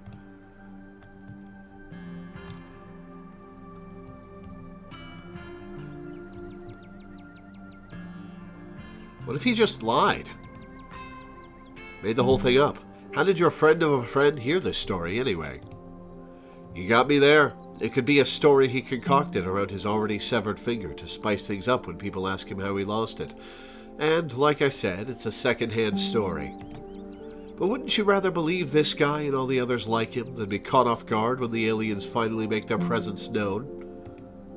I'm just saying, there's no harm in keeping an open mind. What's the weirdest thing you've seen out here, other than cryptids? Oh gosh, that's a good one. Let me think. Well, there's always the deer I saw stealing baby birds out of a nest and eating them. That was pretty messed up.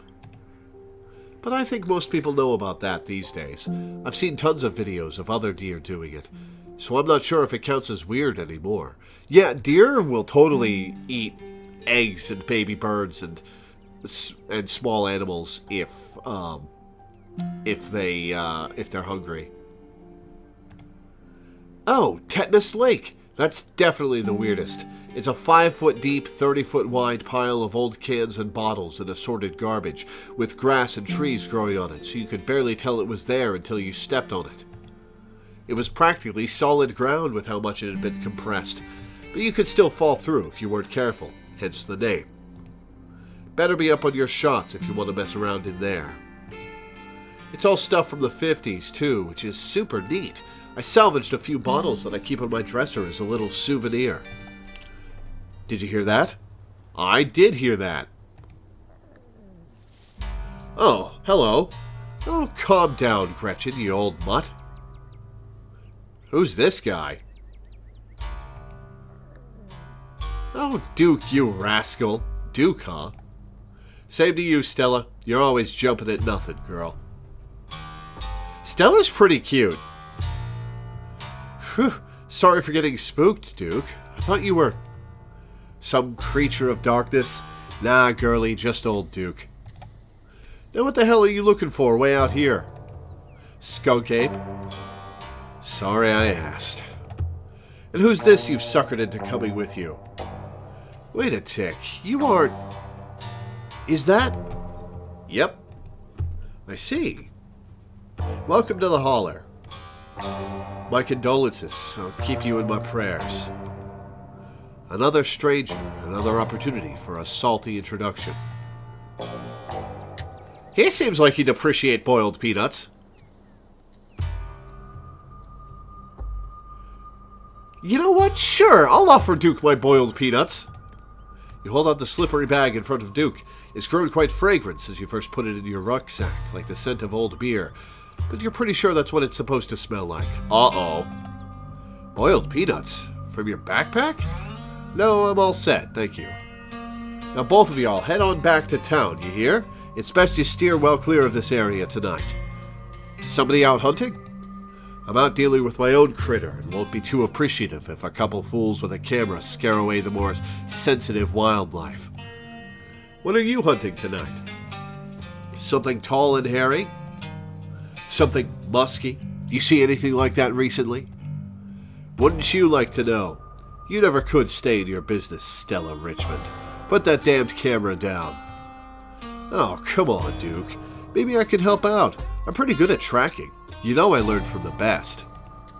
That you did, but I have yet to see a shred of proof that you listened to any of it, the way you tromp around the woods at night, yelling about chokabungas or what have you. Something's been getting at my chickens. I've lost 3 this week and can't afford to lose many more than that. I'm so sorry to hear that. But, I wonder if Skokape has a taste for chicken. Now, see, this is why I don't come to you about these things. It ain't no Skokape, whatever the hell that is. I know exactly what this is, but I know you won't believe me if I tell you. Oh, Duke, you don't think it's... I do, actually. It's those damned mountain lions. They're out there, Stella. I don't care what your little investigation turned up. You haven't been out in these woods as long as I have. Those sons of bitches are sneaky. Of course you wouldn't find any in one night of tracking. And I know for a fact that's what's been getting at my chickens. It couldn't be anything else. Could very well be whatever monster's in this game, if there are monsters in this game. I'm telling you, man, mountain lions are extinct in these parts. There hasn't been an actual sighting since the 1990s, and even those were iffy. It's true. There are mountain lions out here, sure as sin. They pee on all the best trees. I'm glad I took Speak with Animals. I can't believe you go out there on your YouTube saying some river monster spotted by a couple school-age Boy Scouts has been 100% confirmed, yet Appalachian cougars are some kind of far-fetched fantasy made up by geezers like me. You made me look like a fool. I read those comments people were posting on your video. They were calling me all kinds of names just for seeing things with my own eyes that I know to be true. I'm sorry, Duke. I didn't mean to sick anybody on you. I just don't think it's plausible. You'll eat those words when I come carrying a mountain lion corpse out of these woods at dawn. And if you two don't want a face full of buckshot, I suggest you run home and stay out of the woods tonight. As Duke's words leave his mouth, a sinking feeling starts to pull at your stomach, and you glimpse brief flashes of something terrible to come. Uh-oh. Whatever it is, the 4 of you are bound to meet it, and it will change you forever.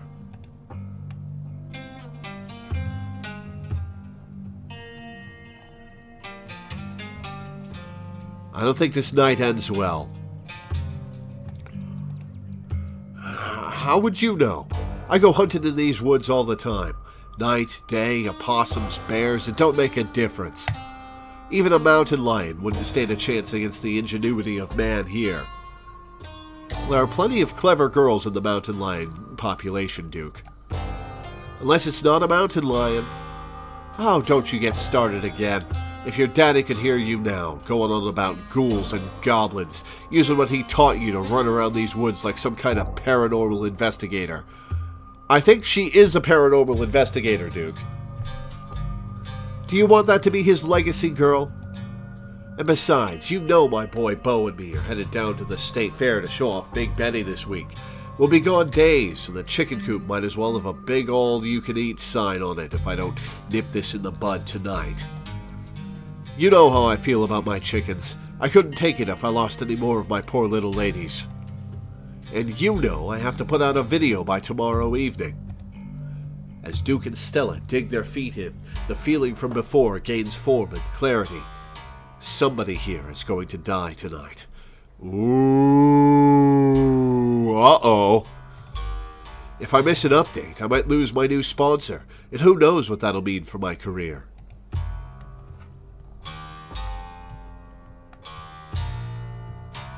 let's, I'm gonna remain silent. You silently stare through Duke. Oh, stop it. You're just trying to unsettle me, so I let y'all go off in the woods to film your little video. Lore, I think you freaked Duke out enough for one evening. Maybe we should leave the poor man to his wild goose chase. I am not freaked out by your friend's theatrics, but if it gets you out of my hair, sure, I'm greatly disturbed. Now run along home and stay out of trouble. As you and Stella return to the trail, she carefully looks back the way you came. Okay, the coast is clear. There's no way we're letting Duke edge us out that easy. Come on, I know a trail that'll let us get around him.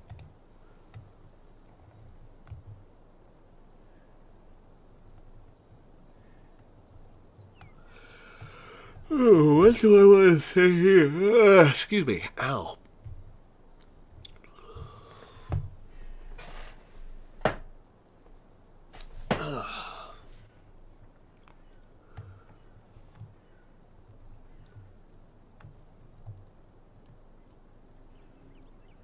Stella believing in everything about mountain lions. Yeah.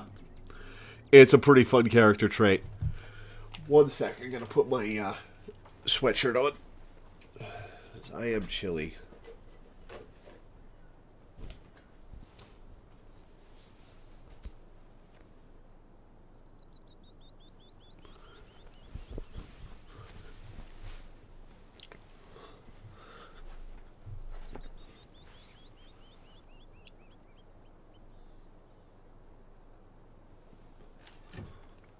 Okay, I'm gonna ask about the movie or say lead the way.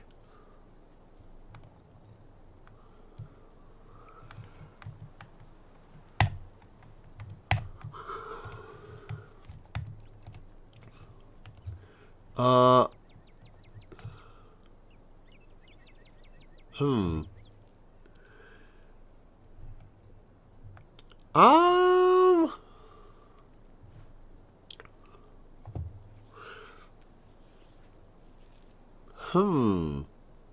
I don't want Stella to die tonight. You know what? Screw it. Lead the way.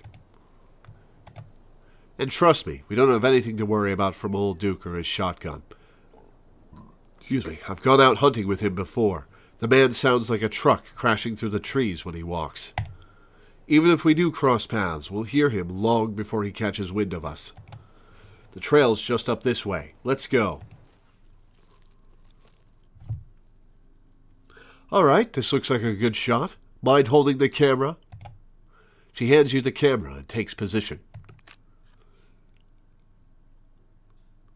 Man, how wild is it that camera technology has gone to such an extent that really good cameras are that tiny, right? Like the video camera is just held in the palm of your hand, and it's really good, better than a phone camera. As night falls, my new assistant, the mysterious Lore, and I find ourselves on a high hill in the Blue Ridge Mountains, where we'll begin our hunt for the elusive yet pungent skunk ape. Though mostly encountered in Florida, this possible relative of Bigfoot has been spotted all along the southeastern edge of the United States, including right in this very county. Here's hoping we get a glimpse tonight. We'll check back once we're on the trail. Until then, stay searching. Stellars. Oh, her fans are Stellars. Ah, that's cool. I like that. That's fun.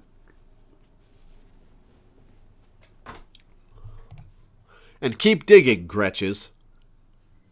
Aw. I can take the camera off your hands for now. We'll be able to start the tracking scenes once the sun sets all the way. In the meantime, we get to take in all of this gorgeous scenery. Duke may be gone, but that feeling in your gut still lingers. Something terrible awaits you. Something unavoidable. Though what exactly is wrong in these woods still eludes you.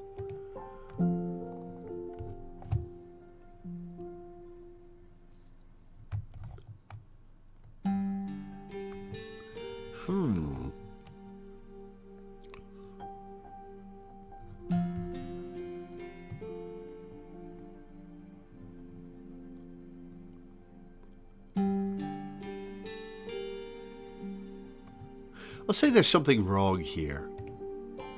Something wrong in the air. It feels oppressive, dark. You don't happen to mean stinky, do you? Do you think you're smelling the skunk ape? Oh no, something metaphorically oppressive and dark. Dang, I thought we might have stumbled across its trail. Oh well, I wouldn't worry too much if I were you. My gut usually warns me if I'm going to run into trouble, and I feel A-OK. Your quiet moment with Stella is broken by a loud, percussive snort.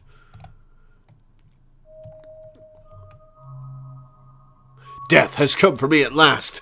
Goodbye, cruel world. What was that?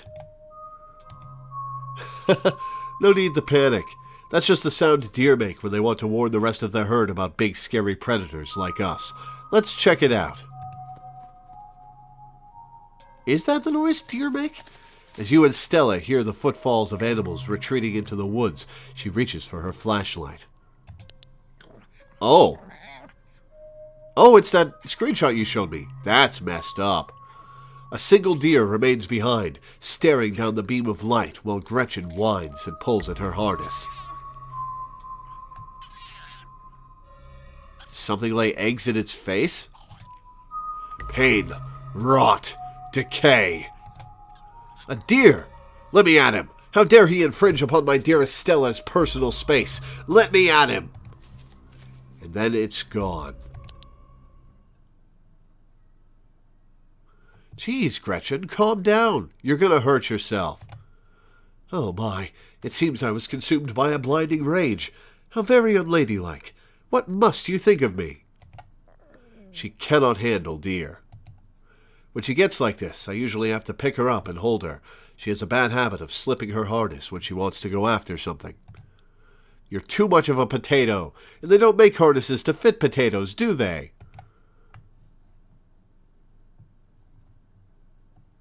There was something wrong with that deer. Did you see its face? Now that you mention it, there was something a little off. I bet it was an abscess, maybe a tumor. It's not like wild animals can get those taken care of, so they just get bigger and bigger. Poor thing. But there's not much we can do about it. Why do you bring Gretchen with you? She doesn't seem like the safest choice for a hiking companion. Excuse you? Though, after that outburst came over me, well, I suppose I can see the merit of your concern. I actually find her to be quite the opposite. Sure, she wants to chase stuff, but I usually let her when I'm not on one of my cryptid hunts, so I can't hold that against her. I'm just happy she's still so feisty, even at her age. Pugs aren't exactly known for their good health, but here she is, running around in the woods at 17. That is an ancient dog! Holy shit! That pug's in really, really good shape for 17. Holy crap! And I feel like the fresh mountain air and exercise have helped a lot in that regard. You defy the laws of nature, don't you, Gretch? Well, that got my heart rate up. I'm ready for the hunt. Same for me. How's about we take a quick snack break to fuel up? Then we get right into the night's activities. I've got all the best trail snacks. What time is it? Shouldn't I have checked in with Tabitha?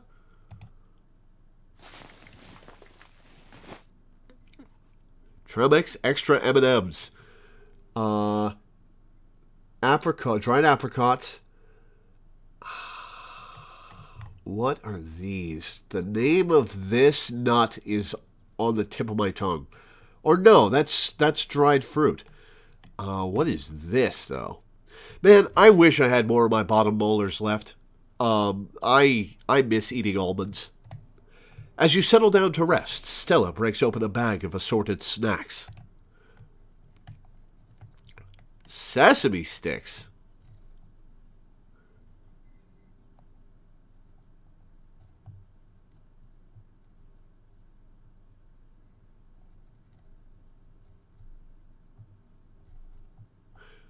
So, these are snack bars and these are sesame sticks? Huh. What do I want? I don't like salty M&Ms, so I don't think I'll take the trail mix. I can't remember if I've ever had an apricot. I'll take some dried apricots. You grab a handful of dried apricots. I actually tried these myself. I wound up getting a bunch of apricots for free from Janie a while back and didn't know what else to do with them. It's wild how easy it is to make your own dried fruit.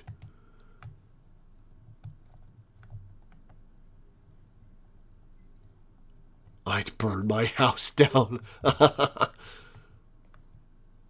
Really? Maybe I should try it out. Yeah, you just slice up your fruit of choice and put it in the oven at like 200 degrees. Set a timer for 4 hours and you come back to a whole mess of dried fruit. Really? Is it that simple? Do make sure to set a timer though. That's the most important part of cooking, honestly. Never assume you'll be able to tell how much time has passed. I guess that actually applies to a lot of things. You and Stella settle down on an overlook, snacks in hand, as the quiet sounds of evening wildlife wash over you. Gretchen gnaws a stick, distracted for the time being. So, tell me what it's like in Frogton. Do you have a house? An apartment? Do you live with family, roommates, pets? Tell me what it's like to be Lore.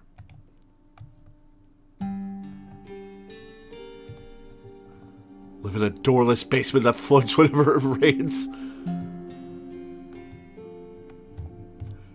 I live alone in a dingy studio apartment. I live in a closet in a house with 10 roommates. I live in a doorless basement that floods whenever it rains. I live in an apartment with a difficult roommate. I live in a 12 by 12 shed in someone's yard. I live in an internet cafe.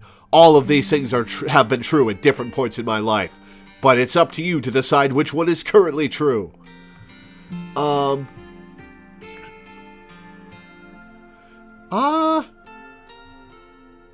I live alone in a dingy studio apartment. Here's an interesting thing.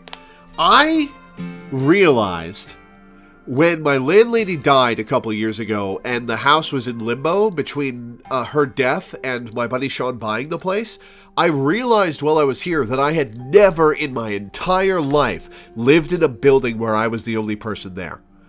I had always lived in an apartment building or with somebody else or in my parents' house when I was there. I have never lived in a place by myself before a couple years ago, and it was super unsettling. Like, it felt so empty and weird not having anybody else in the house.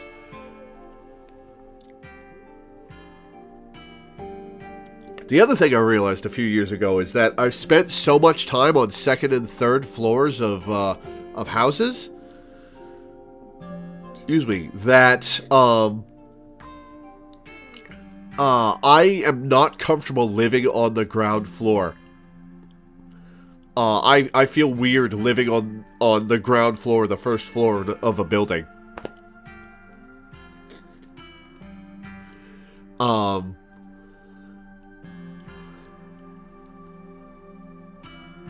that's a little peek into Lore's life. Sure, difficult roommate.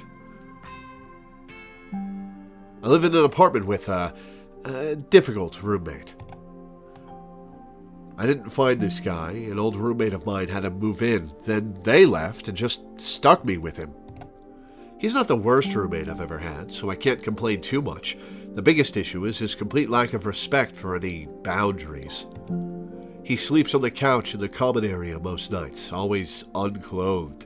He steals bites of my food, which he thinks he's being really sneaky about, but there's nothing sneaky about taking a huge bite out of a freshly made sandwich when there are only 2 of us living there, even if I'm in the other room when it happens. And he infringes on my privacy all the time, too. If I close the door to my room, he'll just start screaming and sometimes even attack the door until I open it, then just walk away. It's a dog, isn't it? Or a cat. It's a dog or a cat. It's like he has a complex about closed doors. Which of course also means he doesn't close the door when he's doing his business, almost like he wants me to watch him. At least once a week he somehow misses and leaves these big pee puddles, which I always wind up stepping in. It's gotten to the point that I think he's causing lasting damage to the house, and no matter what I say or do, it just doesn't get through to him. Anyway, sorry for the rant, but I could go on for hours about this guy. I mean, he's a cat, yeah, but he's a particularly horrible cat. It's not like I can just give him away or anything. That would be cruel. Wait, he's a cat? Like the animal? Yeah, his name is Truck. That's an excellent name for a cat. Oh, I love that. That's a great name for a cat. I'm terrified I won't get my security deposit back because of what he's done to the place. So, what do you do for a living? Build programmatic ads for a company nobody's ever heard of. I sell arts and crafts on Etsy. I'm a first-year associate at a big law firm. I'm a streamer. I've got to pick that. I'm a student. I'm a teacher. I'm in the service industry. I'd rather not say. Well, I'll tell the truth. I'm a streamer. I'm actually a streamer. Oh, no way. A fellow content creator. That's awesome. I knew we had a lot in common, Lore. What sort of streams do you do? I play video games. I mostly stream video games.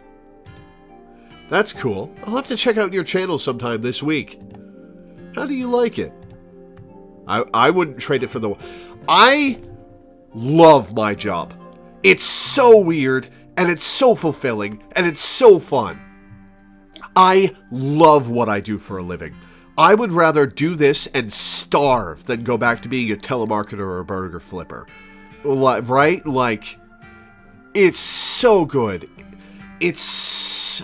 Oh, I love this career. I hope I have it forever.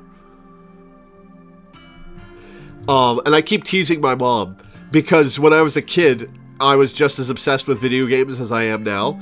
And she would tell me I couldn't make a living playing video games, and I had to study in school, and I had to work hard.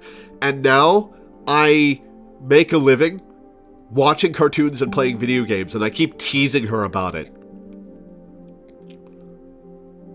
It's not the most lucrative job. I made $1,000 last month. That's the most I've made with this job ever. Because the streaming is really taking off with my Patreon.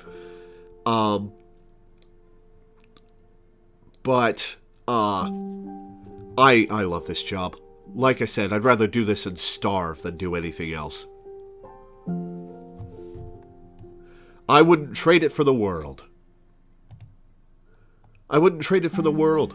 Most people I meet tend to raise their eyebrows when I tell them what I do, but I love it. It might not be much, but it makes me feel like I'm taking control of my own destiny. Yeah, being self-employed is... I get to set my own hours. Mostly.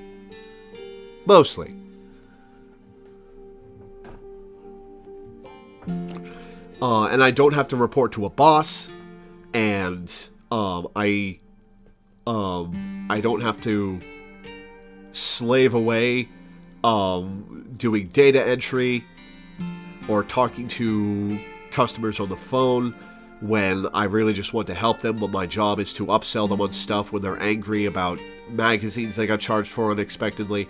You know how it works. Believe me, I can relate. I don't think I'd give up what I do for anything. A crisp breeze passes over you. What about you? What's your living situation? Gretchen and I live in a little house just outside town. It's actually the house I grew up in, so it has a lot of pleasant memories attached to it, and I'm glad I could keep it in the family. I sometimes have dreams about being at home. Like, in my dream, I'll be at home and I'll consciously understand that I'm at home. It is always the apartment I spent most of my life in. I haven't lived there since I haven't lived there in like 11 years, but every time I dream about home, it's that place. My great-great-grandfather built that house, and he must have done a great job because it's just as sturdy as it's ever been. Do you live alone? Yeah, The place used to belong to my parents, but they're not around anymore, and the Holler's a small enough place that other folks don't need roommates. Oh, geez, I'm so sorry. It's okay, you didn't know. And I've done my mourning. You don't have to watch your tongue around me or anything. Life goes on. What were they like? Did you get along? They were amazing. Two of the nicest people you'd ever meet, and interesting, too. My dad was a bit of a regional legend among hunters and trappers. He was always out in the woods on the trail of something, and we certainly had some interesting dinners because of him. He had to learn how to fend for himself, you see, since his family didn't have much growing up.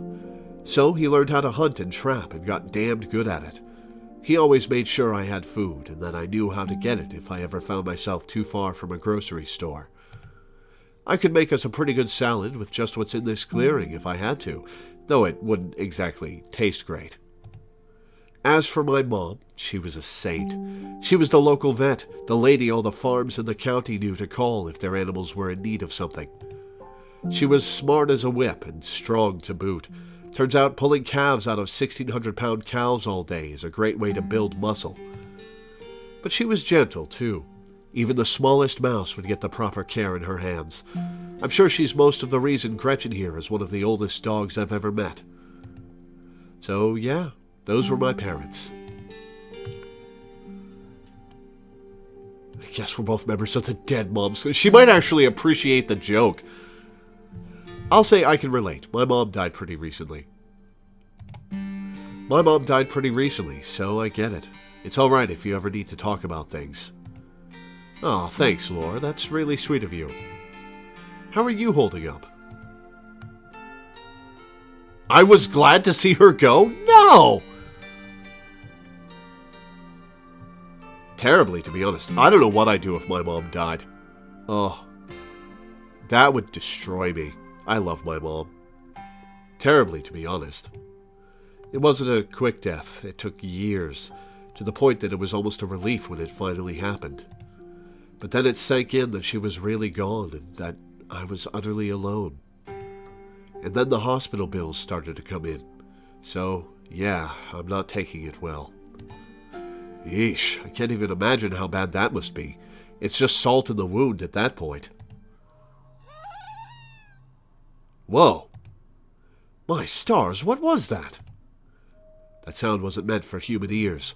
Whatever lurks behind the tree line is something best left unseen. Are those eyes down there? But the events of this evening were already set in motion long before you stepped foot in Scarlet Hollow. There's no turning back now.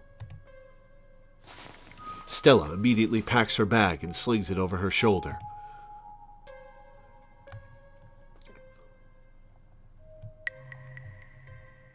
There's something terrible out there, Stella. Whatever it is, it's close. Here, hold Gretchen's leash for me and let's check this out.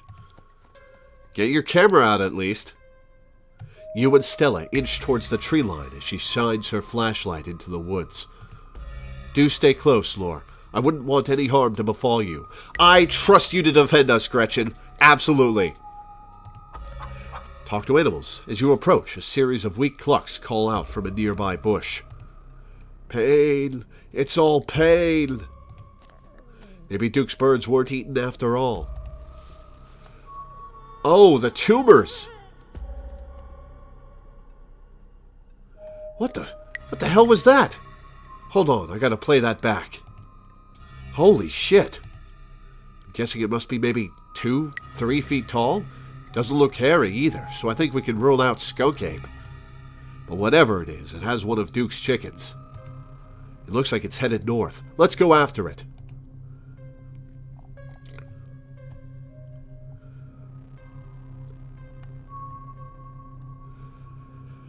All right behind you. You follow Stella as she sprints into the unknown, Gretchen excitedly pulling you along by her leash. If Stella dies and I get blamed for it, oh no. Uh-oh. Stella, my darling companion, are you all right? Oof. Oh good, the monsters will get you first. Now, Are you okay? Yeah, I'm alright. I just tripped on something weird. Oh no, that poor thing. It must have been one of Duke's. Oh, Jesus, it's still alive. I will say don't go near that. Jesus, Stella, don't go near that. The thing is diseased. Stella, be careful. That thing doesn't smell right. Don't worry. Don't worry. I'm not going to touch it. Not with my hands, at least. And hey, I'm sorry that this is turning out to be so grisly. I swear that it's not normally like this. We can go home after I film this, if that's what you want. I don't want Stella to die out here. Ooh, this is a difficult choice.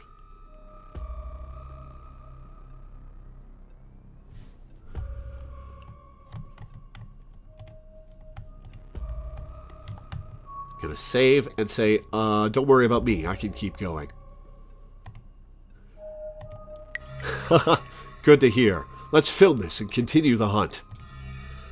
It seems we found one of Duke's chickens, folks, and she's not looking good. I'm hesitant to speculate, but she definitely seems to have some sort of growth under her skin. Could be a tumor, could be something else. Either way, I don't think there's much that can be done for her at this point. Jeez, I'm gonna have to put up some massive content warnings for this video. Hey, do you hear that?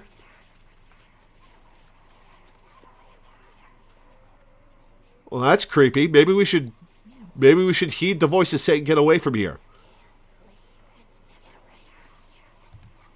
There's something out there all around us. I can smell it.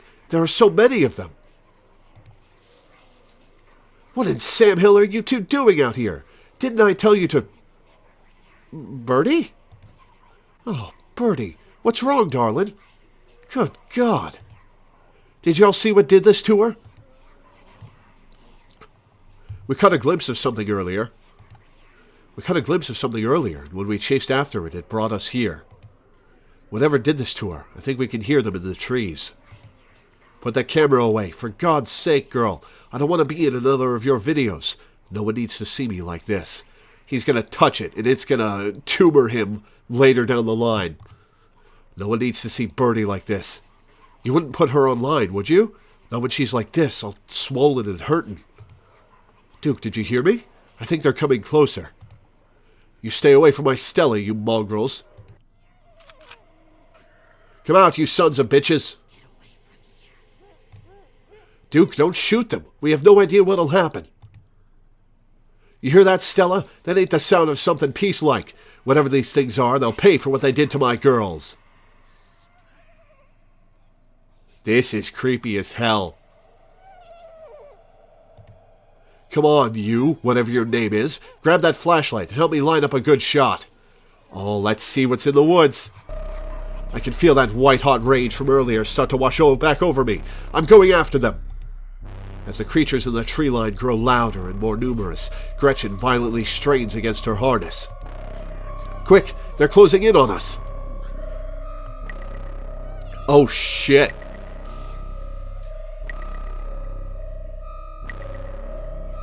I'm gonna protect Gretchen. Oh, that's creepy. You dive forward and scoop Gretchen into your arms just before she manages to wriggle out of her harness. Your eyes fixate on the dark tree line over Duke's shoulder. God damn it! Oh, fuck! You hear a body hit the ground, and then quiet as the chaos fades and the sounds of nature creep back in. Gretchen? Lore? Duke? Are you all right? Woe is me, a postmodern Cassandra. Just a little shaken up. Same. What happened? Did I lose myself again? I apologize for being so easily shaken up. I'll do better.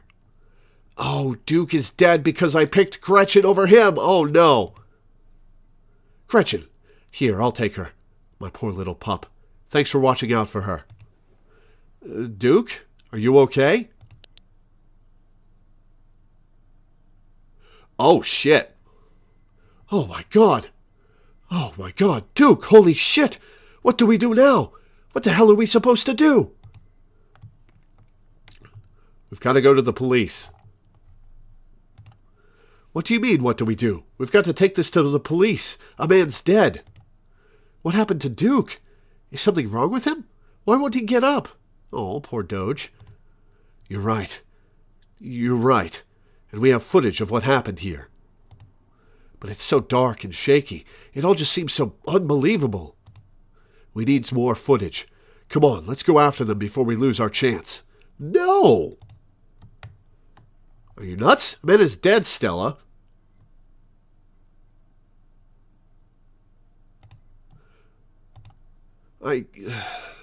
Yeah, you're right. Let's head back and call the police. My phone should get reception once we're back at the main road. As you and Stella quickly make your way back through the woods, the unearthly whispers of creatures unknown once again surround you. Keep moving. This bodes ill. Have I reached a game over? You say nothing, continuing forward with a grim determination. So either Duke or Gretchen was going to die tonight. We're almost there. As you and Stella reach the main road, the whispers fade back into the sounds of nature. It sounds like they've stopped following us. I certainly can't smell that stench anymore. I should get reception now that we're back on the main road. Let me find my phone so I can call the sheriff. You feel a buzz in your pocket. Oh no, I missed a bunch of calls from Tabitha. 6 missed calls from Tabitha. And 13 text messages.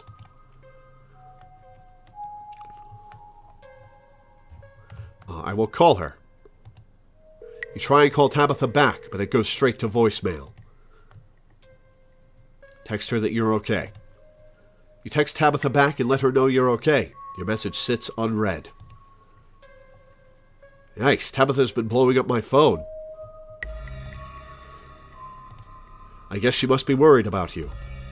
But, first things first, let's call the police. Stella pulls out her phone and dials. Hello? Earl? It's Stella Richmond. I'm up on the mountain on the Aegina Trail. Duke is dead, Earl. Shotgun. It happened right in front of us. There's something in the woods. Okay. Okay, yeah. Yeah, I think we're okay, but hurry. Jesus, Earl, who's going to tell Bo? I guess now we wait.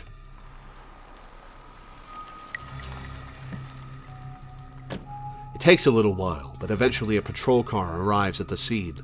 Out of it walk 2 officers, Sheriff Hugby, a friendly older man, and Deputy Franklin, a serious man wearing sunglasses despite it being the middle of the night. He's probably got monster eyes like Albert Wesker. See? Right there. A thing jumps out of the woods, then the shotgun goes off. What in Sam hell? What is that? Some kind of Pillsbury doughboy? Could have been a naked maniac. No, there was more than one. They chased us through the woods.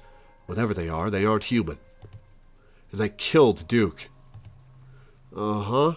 Now, we're going to have to confiscate this camera, Miss Richmond, if you don't mind. This is evidence. But Okay.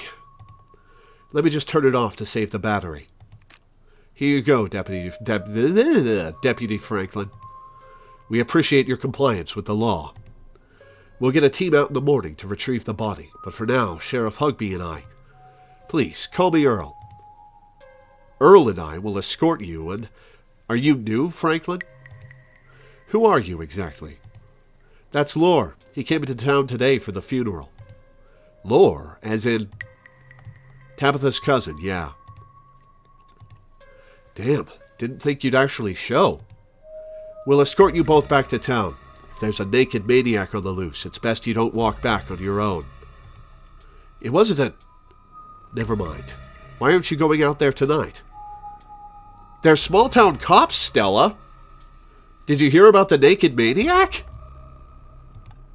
There's a dead body in the woods. Those things out there could attack someone else. Well, it ain't exactly like old Duke is going anywhere at this point. He'll still be out there in the morning. We only have a skeleton crew at the moment. Monday nights are Deputy Derrickson's bowling nights. We'll be on alert for any more reports of naked maniacs, but retrieving Duke will just have to wait.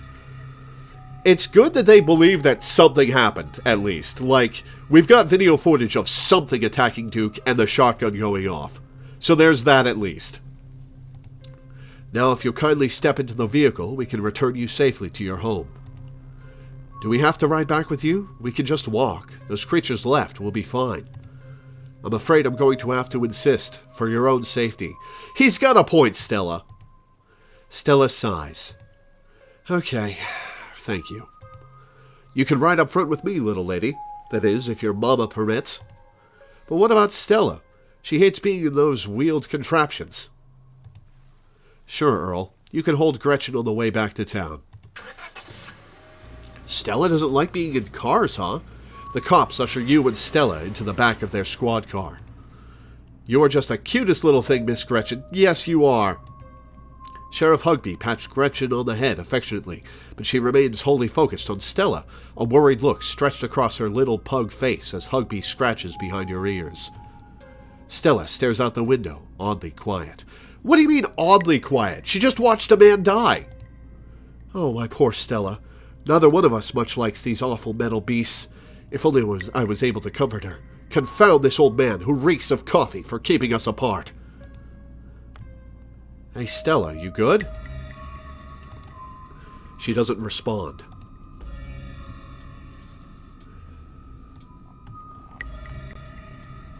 Place a comforting hand on her shoulder.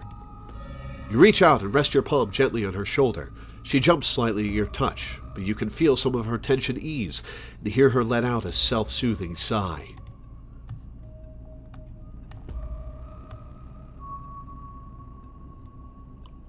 Remain silent. You sit quietly, watching the trees pass by in the light of the headlights. Every now and then you think you see a pale, anguished face staring out at you before it slips back into the darkness. Soon, the rumble of gravel beneath the tires gives way to uneven pavement, and the car comes to a stop in front of a small cottage.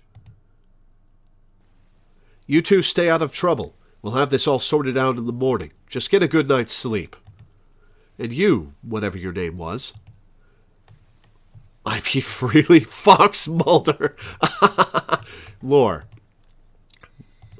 Sure. You're in town for the funeral? Good. Don't you go leaving before then. I imagine we'll need to ask you a few questions about everything you've seen tonight. Stella, keep an eye on him for us. Make sure he doesn't get into any more trouble. Y'all have a good night now. There's nothing good about this night, Franklin. Bye-bye, Gretchy, and y'all have a lovely evening. If any bugaboos give you trouble, you know how to get in touch. And here you are, back in town, away from the woods, with no one but Stella in sight. Holy shit.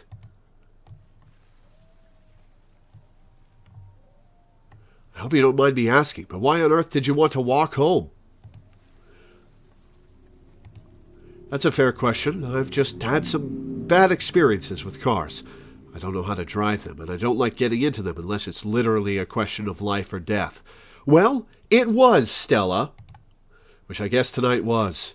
Sorry if I weirded you out. God, what a night. They seemed a little blasé about everything. They sure seemed a little blasé about a man's death. I can't believe they're waiting until the morning to even start looking for him. Who knows what those things are doing to his body right now? I believe that they are well-intentioned, if in over their heads. And what's worse is, I think they implied that you're a suspect, even after we showed them all of that footage. They didn't, obviously, they've got to ask me questions, Stella. Like, I don't begrudge them that. And they didn't seem to act like I was a suspect. They saw the footage. The truth will get out. Even if they don't believe that footage, those things are out there in the woods, and something's telling me they're not going away. Yeah, no kidding. But it's okay. I'm not going to let anything bad happen to you. Nor will I, though I have little understanding of police work. I believe you, Gretchen. I trust you. I was there. I filmed the whole thing. At the very least, it'll never hold up in court. And it won't get to that point either, because we're going to do a little investigating of our own. Oh no, really, Stella? We've got to find out more about those things. If we can get clearer footage, or better yet, trap one of them, there's no way they can blame you for what happened. The library doesn't open for a while, but I've read every book on cryptids they have, and never came across anything like this. There is someone in town who might have some useful information. My friend's mom. Her place isn't far. We should head over now before it gets any later. What time is it? It's the start of fall in the south, and it's dark out. It's got to be like 8 or 9 p.m., at least. I should check in on Tabitha. My friend's place is on the way back, and stopping by shouldn't take long. You sure you don't want to stop in first? I know I wouldn't want to head up that mountain road by myself after everything that's happened tonight. You know what? Fair. When you put it like that... Sure, let's do it. Awesome, let's go. I'm glad you're sticking it out with us. It's always so nice to have an extra companion.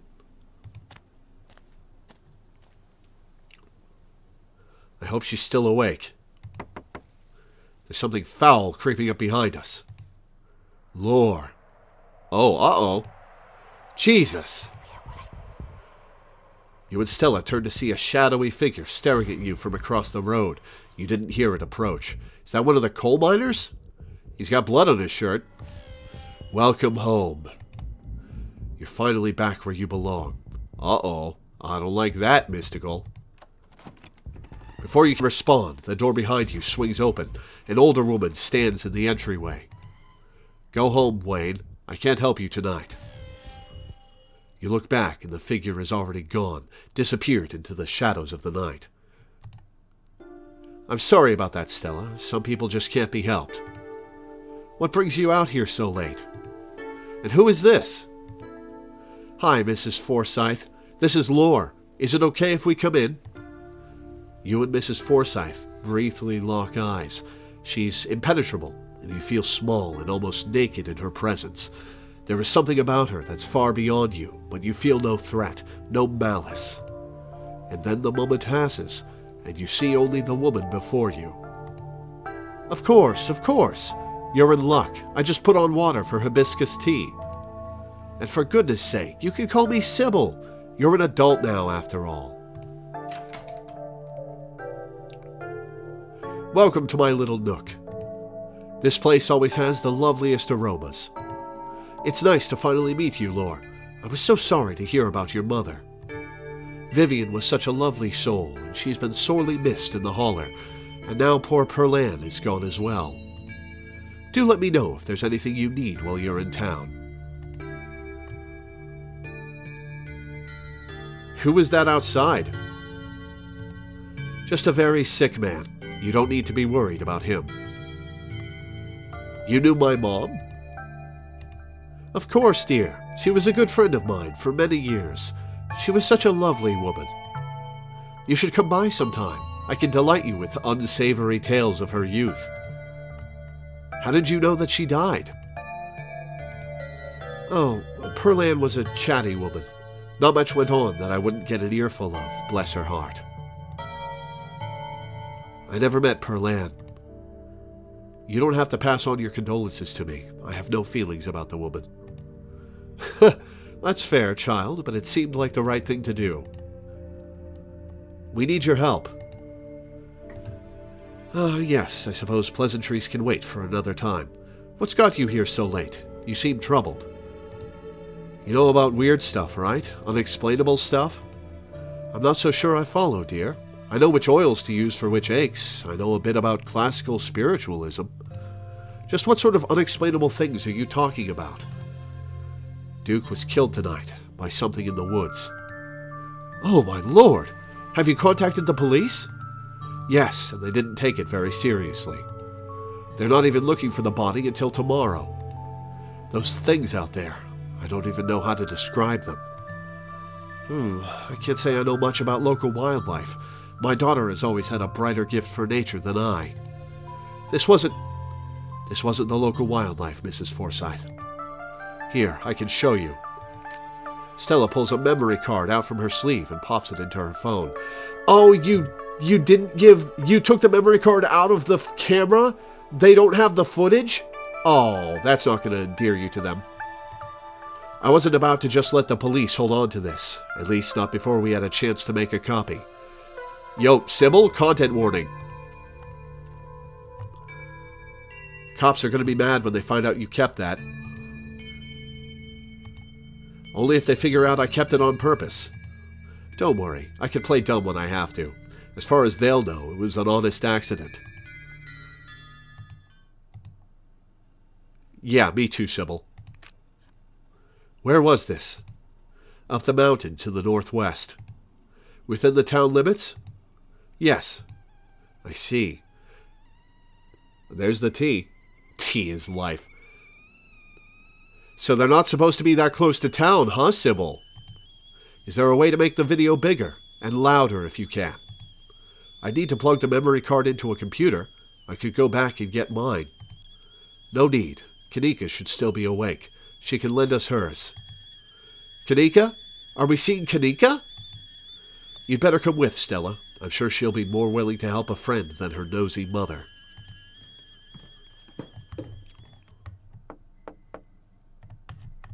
Kanika? Come on out. We could use a little help. What, Mom? Oh, hey, Stella. And Gretchen, who's a good potato. Kanika, is it me? Am I the good potato? I most certainly hope I am. And a stranger. What are you doing in my house? Oh, for Kanika, your boiled peanuts. I was helping Stella with a video when something terrible happened. Tabitha's cousin? Yep. Sweetie, we were wondering if we could borrow your laptop. Stella and her friend have a video to show us. It's really important, Kanika. Okay. My room's a mess. I'll just bring it out there. Heads up, Kanika. This is graphic. Duke got killed out in the woods tonight. It's on the recording. Wait, are you serious? Duke's dead? We can watch this without you. You know I have a harder stomach than any of our friends. I'm pressing play. Silence washes over the room as the video plays. Stella, what the hell is this? Sybil knows something. Oh, she's a Sailor Moon fan. Cute. This is far beyond my ability to contribute. I'll leave the thinking to you humans. I'm sorry either of you had to see this, but Laura and I have no idea how to make heads or tails of it. Stella, are you okay? Did you get hurt? I'm fine. Really, I'm okay. Remain silent. I wonder if Duke's going to show back up with the tumors where the hole in his head is. You remain silent. Poor Duke. Poor Beau. Has anyone told him yet? We talked to the police. I hope they told Beau, but Earl and Deputy Franklin didn't seem to be in much of a hurry to do anything.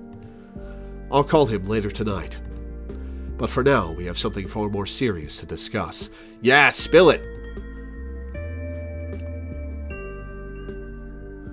What happened in the woods, we weren't supposed to see any of that. Whatever happened in the woods, we weren't supposed to see any of that. You're not wrong. These things, my grandmother called them ditchlings. They are a terrible omen, a sign of great suffering and destruction to come. Mom, come on. Whatever's doing this is serious. Stop scaring Stella and Lore with this taily-po crap. A man just died. Have some respect. Kanika, sweetie, let your mother talk. The creatures themselves are harmless to people, despite that grisly scene in the woods. How can you say that? Duke is dead. An unfortunate accident and nothing more. Just as birds flock before a storm, the ditchlings congregate where tragedy is soon to fall. To see one is to be cursed by fate. Jesus, Mom, they've clearly had a rough night. They don't need this. It's okay, Kanika. This is helpful.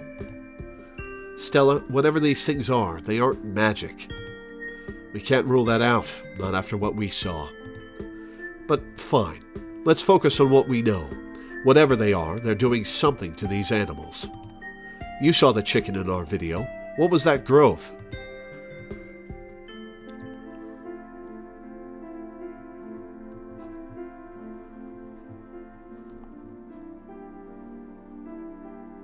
Ooh, maybe they're making more of themselves. Ooh.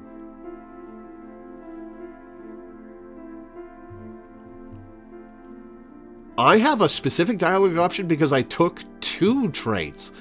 Interesting, so there's stuff locked behind combinations of traits. I will do, maybe the ditchlings were here for Duke. Like some sort of self-fulfilling prophecy. Unfortunately, no. Their presence forewarns of something far more sinister than one man's death.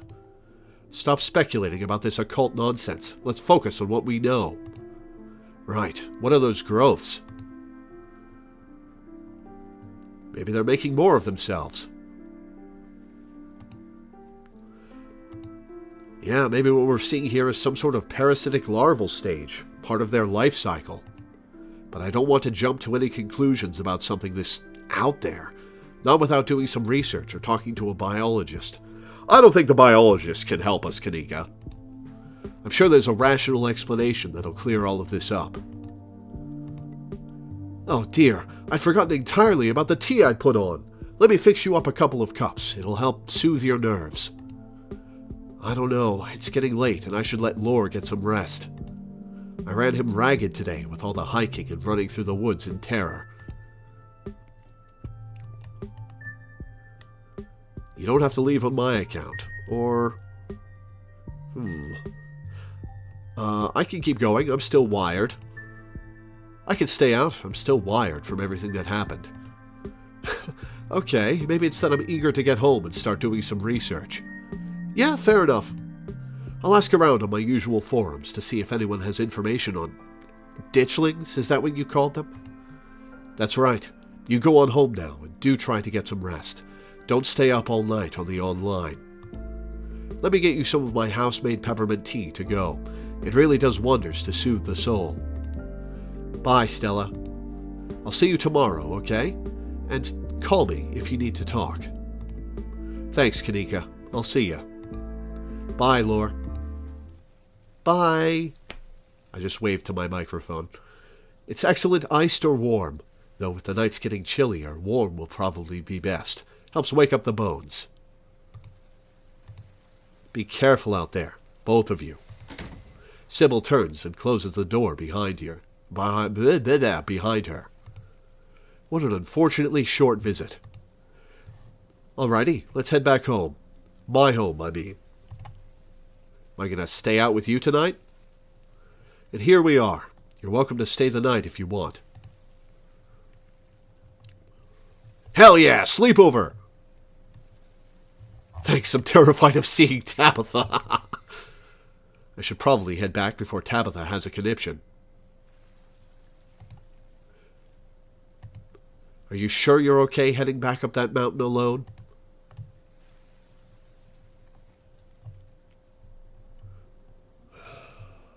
Am I actually able to stay the night? Huh. Do I want to stay the night? I should probably at least call Tabitha. I don't really want to be out in the woods at night with those things around. And whatever they're warning of.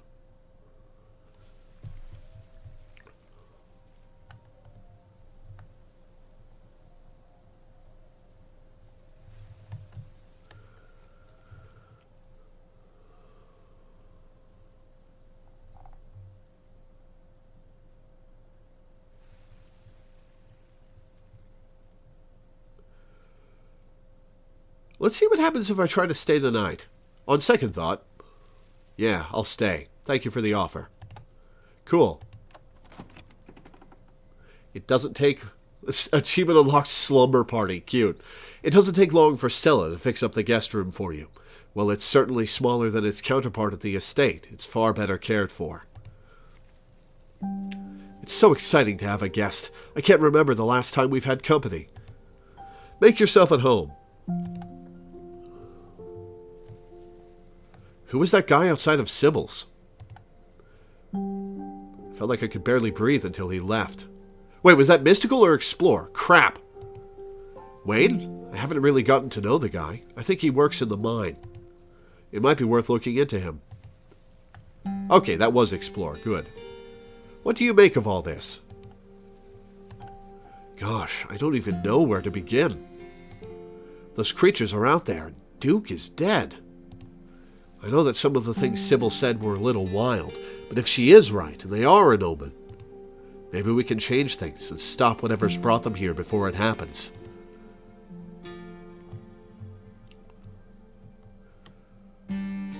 Couldn't hurt to poke around town. I have the time. Agreed. I should probably try calling Tabitha.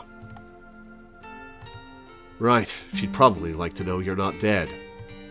Get some rest, Lore. I'll see you in the morning. I'm on the verge of passing out myself. What an exciting, if terrible, day. You pull out your phone and call your cousin. It rings for a moment before she picks up. Where the hell have you been?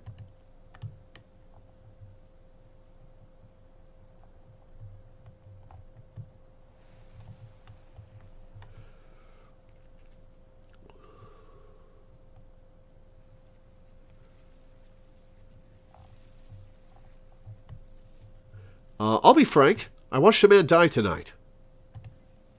Went into the woods with this girl I met to find some cryptids, and it ended with us watching a man die. She met Stella then. That explains everything. And she's gotten you all worked up. I'm going to bed. I'll collect you tomorrow. No, Tabitha, a dude is dead.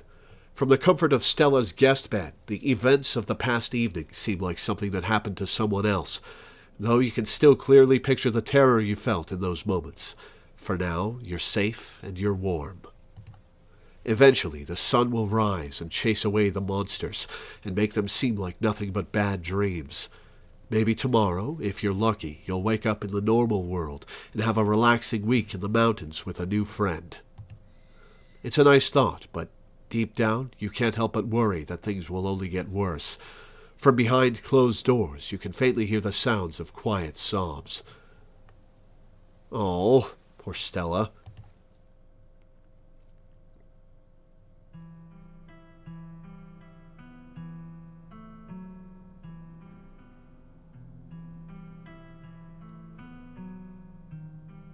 Those were eyes in the woods.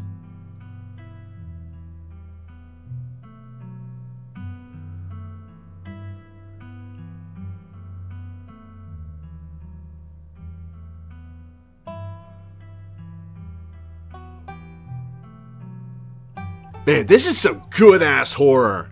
Thank you for picking this game, Count Bob. This is good as hell.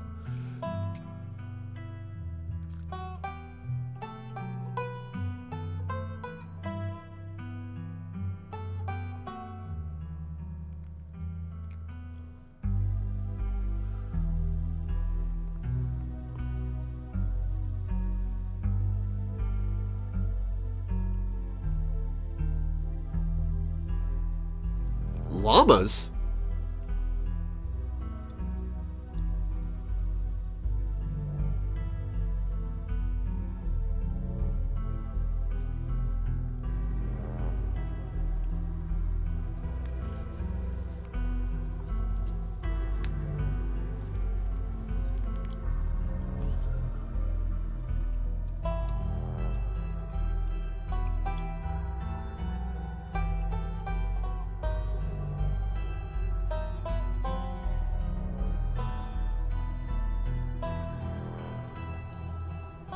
The characters are vibrant, the setting is cool, the monsters are cool, the horror is great.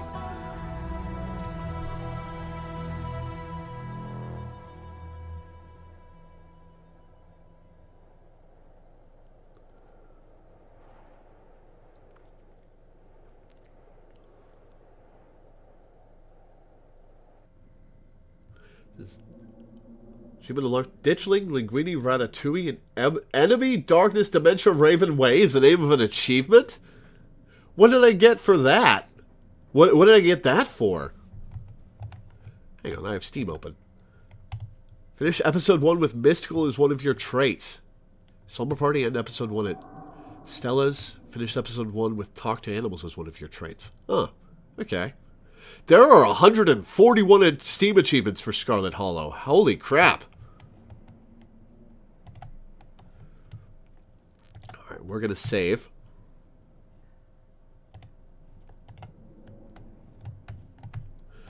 Alright. At the episode break, I'm going to take a quick break. I'll be back in a few minutes. This is really good. I'm excited to play more.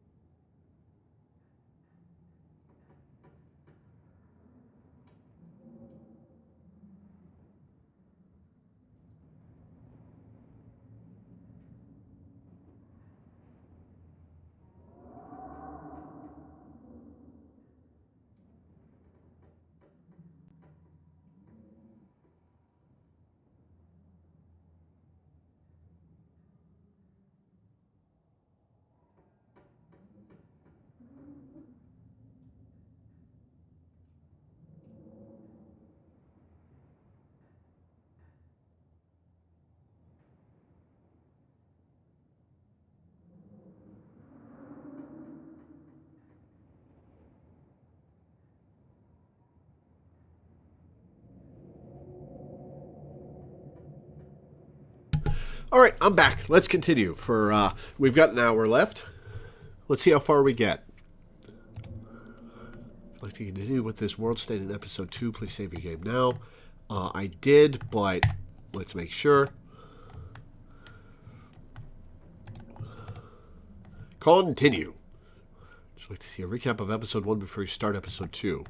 No, I just lived it. You open your eyes. The sun has risen. The birds are singing. You are still alive, and for now, you are safe. Oh, little Gretchen statuette. Cute. Your gaze wanders across the unfamiliar room to the window and the woods beyond, and you wonder if the monsters are lurking just beyond the trees, ready to pounce as soon as you leave the comfort of your new friend's family home. You can't help but remember Duke slumped against a tree, pieces of him scattered across the clearing. A knock at the front door. Your morbid thoughts are interrupted by a distinctly unhappy voice filtering through the house and past the closed door of your bedroom. Where the hell is Lore? Oh, hey, Tabby. There's a fresh pot of coffee on the table if you want to come in. No, I'm just here to check in on my cousin. Let's make this quick. I have a lot on my plate today. You're barely decent. It might be mildly scandalous if people saw you like this. Saunter out half-clothed. Finish getting dressed and calmly collect yourself. You calmly collect yourself while Tabitha fumes outside your door. Are you sure you don't want to visit for a bit? You don't have to run around being the big boss this week of all weeks. You should let yourself... I'm fine, thanks. Lore, I know you're here. Where the hell are you hiding? I'll walk out to greet them. Now sufficiently prepared to greet other civilized humans, you open the door and join them in the living area. Gretchen excitedly looks at you and wiggles her tail. Oh, new shirt. Ghost Tracks, San Antonio, Texas. Fun. I simply must say what a joy it is to see that you are finally up. I do hope you're well rested and that you don't mind our most unfortunate guest. Morning. How'd you sleep? What exactly did the two of you get up to last night? Oh, watched a man die. We went up to the woods to film a video. No, not that part. The cops called this morning and told me all about that. They did? What did they say? Did they find Duke? They didn't find a body, if that's what you're asking, but apparently he never went home last night. And they had quite a few questions about you, Lore. Don't worry, I told them you were an upstanding citizen. You should remember that kindness the next time you think about blowing me off to spend the night with a stranger. Yeah, that was shitty of me. I didn't eat your mac and cheese. Look, I don't care what the cops think, Tabby. There's something horrible out in those woods, and I don't think anyone in this room wanted Lore walking up that mountain alone last night. Stella, would you mind giving me a moment alone with my cousin? And while you're at it, please stop calling me Tabby. We're not in high school anymore. Yeah, all right. You're not going to let her treat my dearest Stella like that, are you, Lore? Isn't this Stella's house? Why are you bossing her around?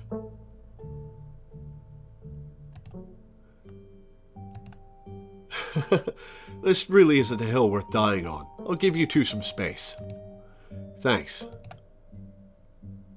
You've been in town for less than a day, and my stress is already through the roof. Yeah, some of that was my fault, and I'm sorry for that. I mean, I get it. Stella got you all worked up, and you were too scared to walk home. Sure, whatever, that checks out. But I don't care if those woods are chock full of ghouls and ghosties. You had me worried sick. From now on, you're back at the estate by bedtime. No more impromptu sleepovers.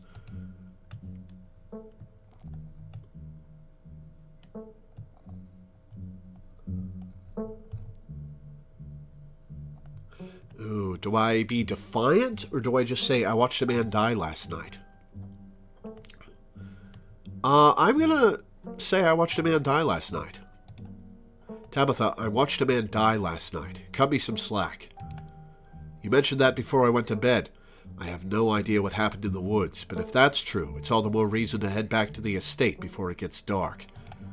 I'm leaving. I have already lost a good chunk of my workday coming down here. What time is it? I expect to see you back at the estate tonight. You hear Stella's voice call out from another room. Wait, Tabby, let me know if you're free sometime, okay? She's never free, Stella. Tabitha sighs. You're relentless. We'll see, but don't get your hopes up. Hey, you good? Sorry about Tabby. She totally blindsided me.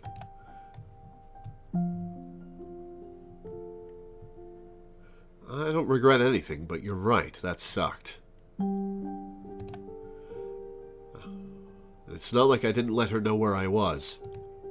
Last night was a lot. I don't think anyone can blame you for crashing here. Tabby just doesn't get what we went through.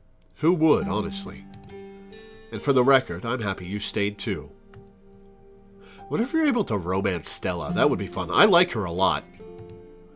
Anyway, sorry for that rude awakening. I'd been up for a little while, but was hoping to let you get a little extra sleep. But you're up now, and we've got a full day ahead of us if we're going to get to the bottom of this. A full day ahead of us? That sounds like it's walking time to me.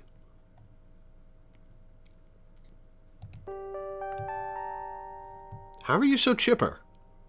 You shouldn't be okay right now. I guess I'm just pretty good at compartmentalizing things. What happened out in the woods last night was horrific, but right now we have something important to focus on. I'll have time to process what happened to Duke when we get to the bottom of things. You shouldn't just bury your feelings like that.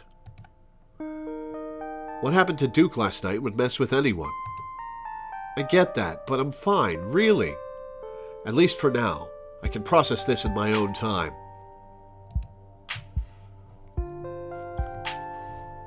I want to ask the other miners about Wayne. I want to check out the mines at some point today. Maybe some of the miners there can tell us about Wayne. He scared the bejesus out of me last night. Definitely. Kanika's waiting for us at the library, so we should head over there first. But unless we can find something solid on ditchlings there, the mines seem to be the strongest lead we've got. Oh, let me set up a group chat. What's your number? Hell yeah, chat rooms. You and Stella exchange numbers. A text message from Stella to you and Kanika. It reads, Group Chat. Anyways, daylight's burning, so let's roll out as soon as you finish getting dressed. Can I eat first? Don't worry about it. I've packed all sorts of snacks for the day, and Oscar totally won't mind if we eat at the library. Get dressed and headed to town. The walk to town was short. Stella's house is barely a stone's throw from what remains of Scarlet Hollow's once bustling main street. Oh, there's Avery and Sybil. You shudder as you stare down the thoroughfare, both from the chill in the morning air and the all-too-present memories of everything you witnessed last night. You see that building labeled Town Hall? That's actually the library. Well, it's also the town hall, but that's just a small upstairs office nowadays. I guess this town's not what it used to be. That and our mayor's really into going on walks.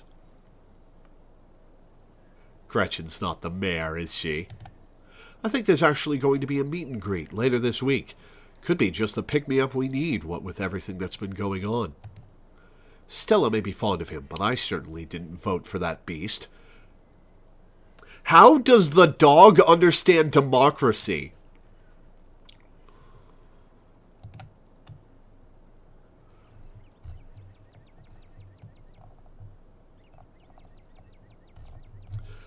Gretchen doesn't seem to care for him.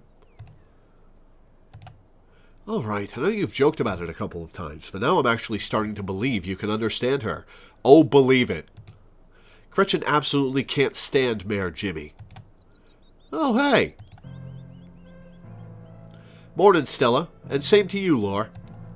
Speak of the devil, we were just talking about you. Coming from Stella's, huh? Did y'all have a slumber party? Sorry, y'all, but I'm actually in a bit of a rush this morning. I really can't stop to chat. It'll take me a bit to set up, so if you want to catch up with folks or grab something at the diner, you can meet me at the library when you're done.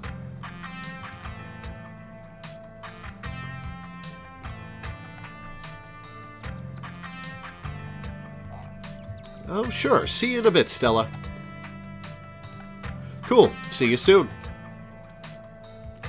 Oh, she always has time to chat.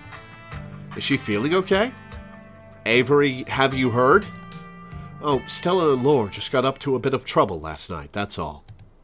You can't just drop something like that and leave me hanging. What happened, Lore?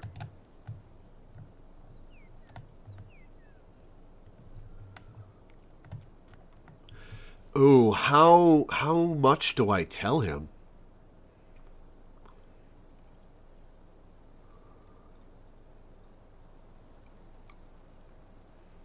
I could go with Duke got hurt and spare him the ditchlings talk.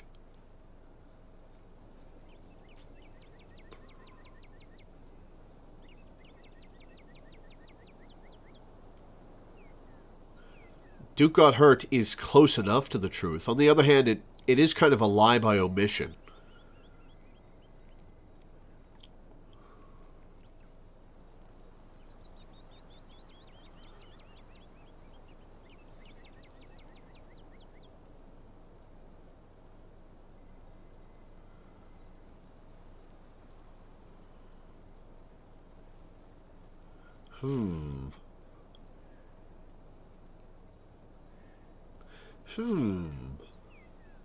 You know what? Whole hog. I'm telling Avery the whole truth. Stella and I went into the woods to try and find a skunk ape, but we ran into something way worse. Actual monsters. Sybil said that they're called ditchlings, but whatever they are, they killed Duke and have been mutilating the local wildlife. Whoa, slow down. Duke is dead? It's true, I'm afraid. That's awful. Has anyone told Beau? Yes, he's taking it as well as you can imagine. I'll be going up to check in on him today, the poor lad. I can't believe you had to see that, Lore. It was pretty fucked. Tell you what, I'm on break for the next half hour. How about you swing by the diner? Winnie can fix you some of Sybil's new blend and try to calm your nerves. It's chaga and lemon balm. It's always helped me on the bad days. And if you need to talk about what happened, I'm all ears. Anyways, it's up to you. See you around, Lore. See you, Sybil. Take care now, Avery. I'd better get back to it myself. Confidant, you get an achievement for telling Avery the truth? Huh. There are 141 achievements on Steam. God damn, that's a lot. Well, I guess this released in chapters, right? So I guess they would have had normal achievement counts for each chapter. And they just added together into a giant achievement count. I'd better get back to it myself. I'm glad I was able to catch you this morning, if only to see how you are holding up. It's not even finished yet. Oh, really? How many chapters are out?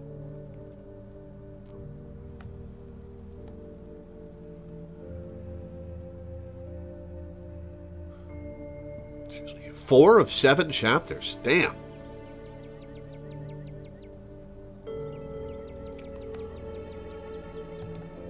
Please, don't hesitate to stop by if I can be of any help.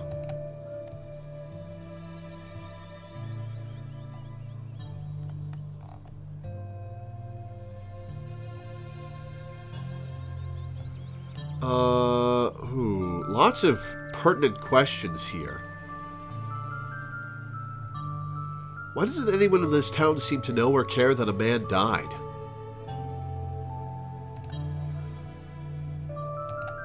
This town has had a hard run of things, Lore. People here lead difficult lives. Their pasts are full of death. No one in Scarlet Hollow is a stranger to it. Kanika and Miles lost their father not but a few years ago. We've all just had to learn how to live with it in our own ways. As for your encounter with the police, people tell a lot of stories up in the hills, especially city folk who wouldn't know a bear from a Bigfoot. No offense, of course. but I'm afraid that means most folks aren't going to take your claim very seriously, at least not until they see what you saw with their own eyes. Be gentle with them, Lore. I'm so sorry to cut our conversation short, but I've got things that need tending to. Stay safe, and God bless. Stella said you wanted some time to kill before she finished setting up. Ooh. Okay, actual question. Can I only choose one of these before I head to the library? Or can I do them both?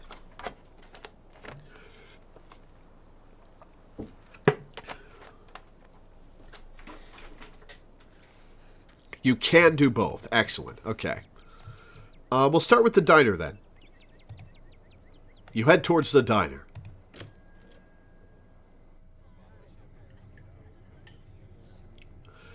The diner is a little quiet today, but the air... It's exclamation point spoilers with an S. The diner is a little quiet today, but the air is still heavy with the tantalizing smell of breakfast. I don't think people will welcome it much if I just go, hey, there's monsters in the woods.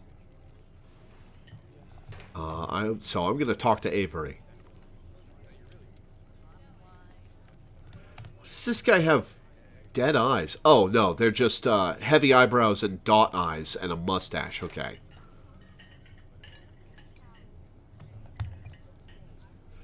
Is it not popping up? Weird. Let me test something. YT. Okay, it's putting out the other commands. Why isn't it putting out the spoilers command?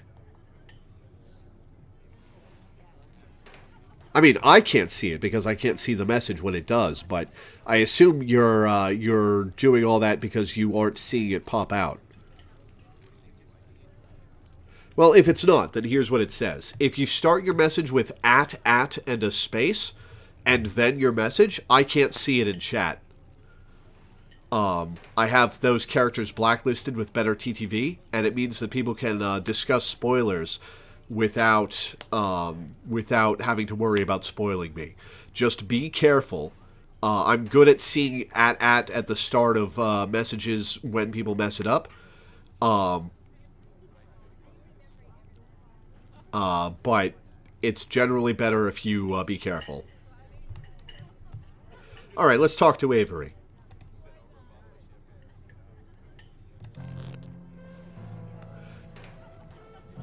Coffee date?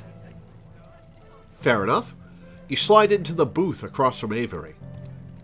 Hey there, stranger. Before you can exchange words, Winnie sidles up, a fresh mug of tea in hand. Heard you might need this. The answer to 29 down is oink, by the way. What? But the clue is pen sound. How's that a sound a pen makes? A pig pen. Wait, pen like pig pen? Are you kidding me? How was I supposed to guess that? I don't know why you even bother with those things. They're just going to frustrate you. It's just something to do to fill the time. Or maybe I should switch to Sudoku. Winnie leaves Avery contemplating daily newspaper puzzles, returning to her seat behind the counter. So, thanks for telling me about last night. If you want to really get into the grisly details, you can tell me. I won't judge.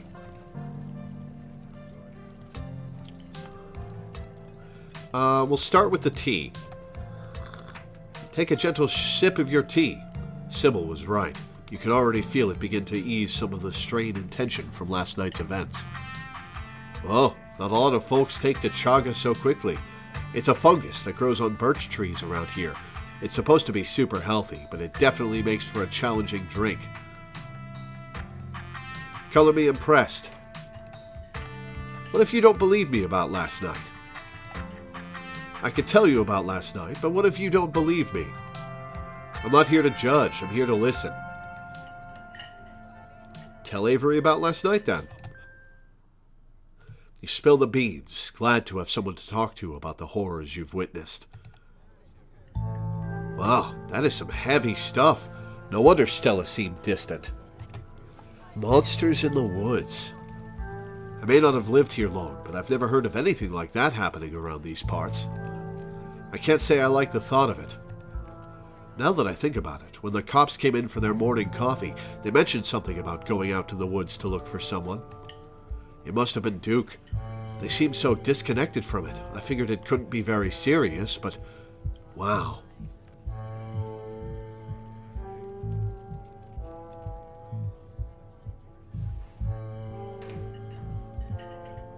Too late? We all did it on our first run? Did what?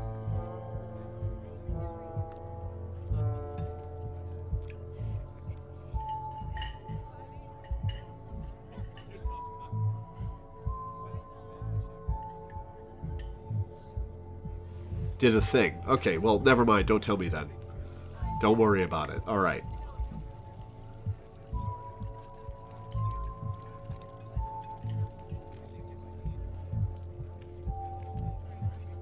Small town cops not knowing how to do their job sounds about right. Oof. They seem weirdly suspicious of me. I don't get it. They saw Stella's footage. They saw what happened out there. But it feels like so far all they've done is hound me. Hey, I don't know if it'd help your anxiety, but even if they think you did something, I'm pretty sure they wouldn't bother going after you. Those cops come in here every day, and I feel like I know them pretty well by now. And let me tell you, they have no follow-through. Oh, lovely. I can't tell you the number of complaints they've just, dropped after a day or two. And I'll vouch for you if they try anything.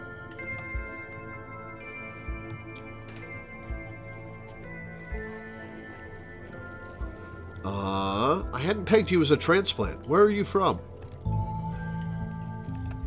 I moved here from Charlotte. Gosh, 3 years ago now? Maybe a little more. I've lost track. Aunt Winnie offered me a place to stay and a job, and who was I to pass on that sort of generosity? To be honest, it still feels like I just moved in. Practically everyone apart from the Cole folks grew up in this town, so it's like I'm the perpetual new kid. Don't get me wrong, folks here are plenty polite and friendly, but there's a shared history I'll never be a part of.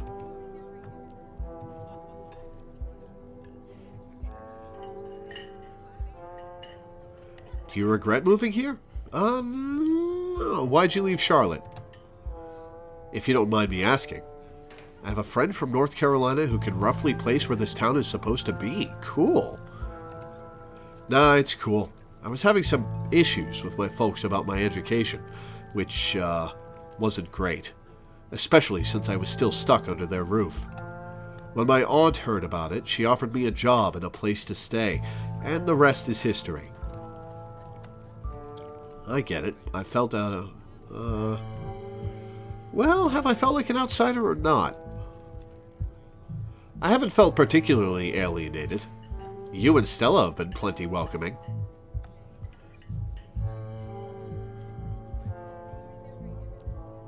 Hey, Danny, how's it going?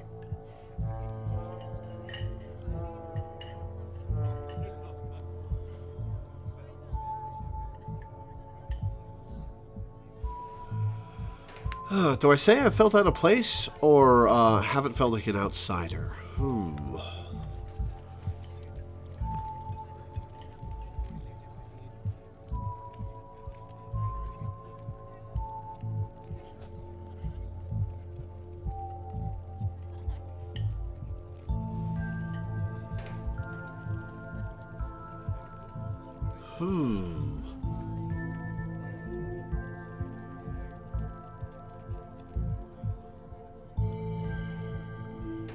Well, the only person who's really made me feel out of place has been Tabitha. Well, I do feel kind of like an outsider. I'll say I've felt out of place the whole time I've been here. I get it. I felt out of place the whole time I've been here. Folks on the whole have been plenty friendly, but life here is so different than what I'm used to. It's hard to explain, but I just don't feel like I belong. Exactly. There are worse ways to be, but I'm not sure I'll ever entirely feel like I belong here. Do you regret moving here? I don't think I have the choice to have second thoughts. I'm not going anywhere without Aunt Winnie. There's no way she's leaving this place.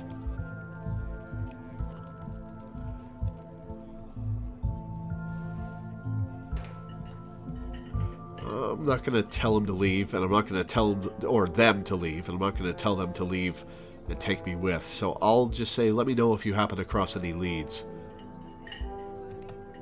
We're on the case, but I hardly know where to start. Let me know if you hear anything. Definitely. Oh man, it looks like my shift is starting. Hopefully the Chagas had a chance to start working its magic. The diner is where everyone comes to gossip, so I hear a lot about what goes on around here. I'll let you know if anyone mentions those monsters or anything else strange or unusual.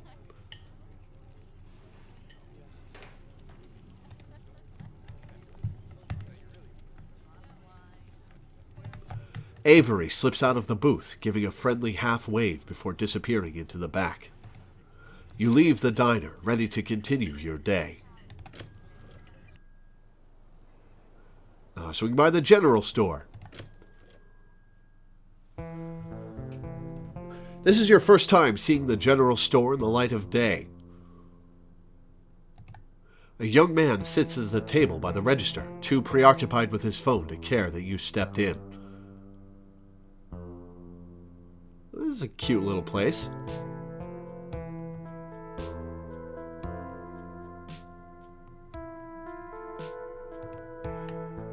Offer him your boiled peanuts now.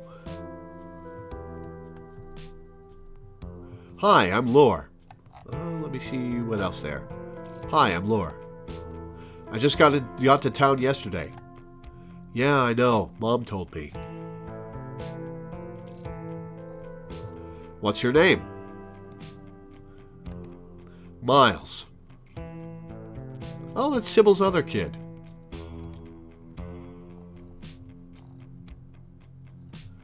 If I wanted to buy chips or something, do I talk to you, or...? Miles sighs. I guess, yeah. Kanika decided to skip work today, so of course whatever plans I had didn't matter. Oh yeah, it does say authentic rocks.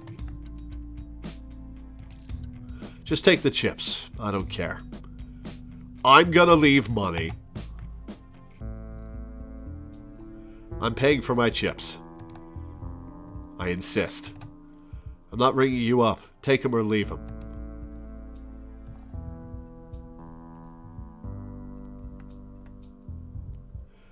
Won't Kanika get mad? Well, she shouldn't have left me in charge while she's off doing whatever. If Kanika cares about running this place right, she can hire someone else and let me live my life. She inherited the store, and I don't want to keep getting suckered into working here just because I'm her brother. We make most of our money on bulk orders anyway. A bag of chips doesn't make a difference. Friend was greatly disturbed by the pickle barrel? I mean, I can't say I've ever seen a pickle barrel in real life. Well, actually, I think I have. When I was a kid, I saw a pickle barrel that you could fish pickles out of. But, I know what they are.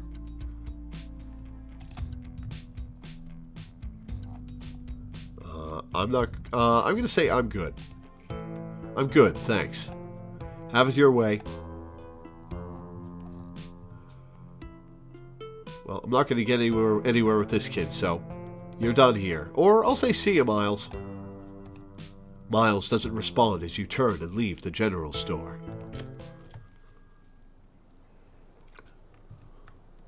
Head to the library. You enter the former town hall. Oh, it's kind of a small library. No, actually, there's a bunch of rooms with shelves of books. Never mind. I love libraries. What once must have been a stately foyer has since been converted into rows of shelves. Meeting rooms and offices long ago gave way to assorted reference collections and reading areas. Oh, hey, you made it. Shush Stella and point at all of the books before heading over to her table. Nah, settle in with Stella and Kanika. Love the painting in the foreground? The hell is that about? Are they tarring and feathering that guy? That's a messed up painting. Settle in with Stella and Kanika. You head over to Stella and Kanika's table and settle in. Glad you found the place. Poor Gretchen. Hey, Lore, you look tired. My goodness, whatever happened to common decency? You can't go around telling someone they look unwell. You look marvelous, Lore. Nah, I'm not going to snitch on Miles. It was hard to fall asleep last night, all things considered. Yeah, it was pretty hard to fall asleep last night, all things considered. With all of those dreadful creatures in every nook and corner, it is a wonder you got even a wink. I can't say I got a wink myself. Yeah, same. Anyways, I guess we should get started. Hey there, strangers. I'm the only person here you don't know. And literal stranger. Introduce yourself. Hey, I'm Lore, Tabitha's cousin. I'm in town for the funeral. Oh, I should have known you were a Scarlet. You look so much like Vivian. Not that I knew her very well. I was still a little kid when she left. But that Scarlet resemblance, it's, strong. I'm Oscar Gutierrez, chief librarian. And only librarian. Oscar's amazing. He practically built this library from scratch. Yeah, I'm a little jealous of what the kids around here get to grow up with. They don't know how good they have it. Back when I was in elementary school, all the library had was a couple shelves of boring books donated by old people. Y'all are too kind. But speaking of kids, have either of you seen Rosalina around town? I don't want to be a helicopter dad, but she hasn't been answering my texts, and I wanted to make sure she isn't getting into trouble out there.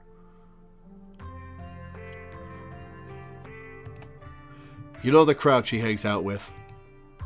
They're good kids at heart. I'm sure they're just up at the old Maxwell place doing teen stuff. I went up there plenty of times in my day, but I'll be sure to keep my eyes peeled. What's the old Maxwell place? It's this great old abandoned spot. We used to hang out there when we were teens.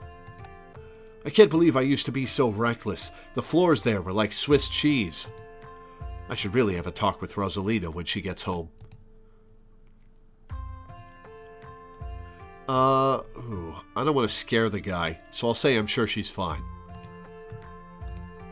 You might not want to let her run off like that anymore, though. It's not as safe as it usually is around here. Is that so? Well, so much for me being tactful. Kanika's right. There's some weird stuff going on out in the woods. That's actually why we came in today. Have you ever heard of creatures called ditchlings? They're a type of cryptid that shows up around places on the brink of disaster. They kind of look like if the Pillsbury Doughboy was a creepypasta. Kanika's mom told us about them last night after seeing some footage we got in the woods. Ditchlings? Doesn't ring a bell. Dang, worth a shot. Okay, if you were, say, trying to predict a horrible disaster that might befall our town, where would you start looking? She drew a little drawing of the ditchling. That's cute. That's funny and cute. I like that. Well, they say history repeats itself, so I'd probably try and figure out what sort of disasters this region typically falls prey to. Should I be worried about something? I don't know yet. I'll be right back. Gonna go nab some more books. Behave while I'm gone, Gretchen. Oh, you don't have to worry about her, Stella. You're such a good dog, aren't you, Gretchen? Oh, Kyubi, lovely. Here, have a biscuit, old gal. Well, ain't you the sweetest thing on two legs? Gretchen inhales the soft biscuit, drool leaking from her toothless mouth as she swallows it. I'm pretty sure Stella's barking up the wrong tree, Oscar. I don't think you have to worry about any horrible calamity befalling the town. But she's right about the weird stuff. There's definitely something unusual going on out in those woods. I'm not going to scare the guy. Ooh, what do I say here? I don't want to scare this guy. It's nothing that we can't get to the bottom of. I'm going to try calling Rosalina again. I'm sure she's fine, really. Rosalina's a smart kid. She knows better than to go around getting into trouble, and we'll make sure to keep our eyes peeled. Thanks, Kanika. And Lore, if you see a 13-year-old girl with a black braid and glasses, would you let her know her dad is worried about her? Oscar anxiously wanders off, phone in hand. Got him. Just grabbed a whole mess of local history books. Hang on, is that cheese? Why is there cheese at the library table? Are those the snacks you said you brought, Stella? Cheese? Stella sets a massive pile of books on the table and pulls up a chair. All right. This is going to be so much faster with the two of you here to help out. Hi, Pineapple Incorporation. I picked Talks to Animals and Mystic.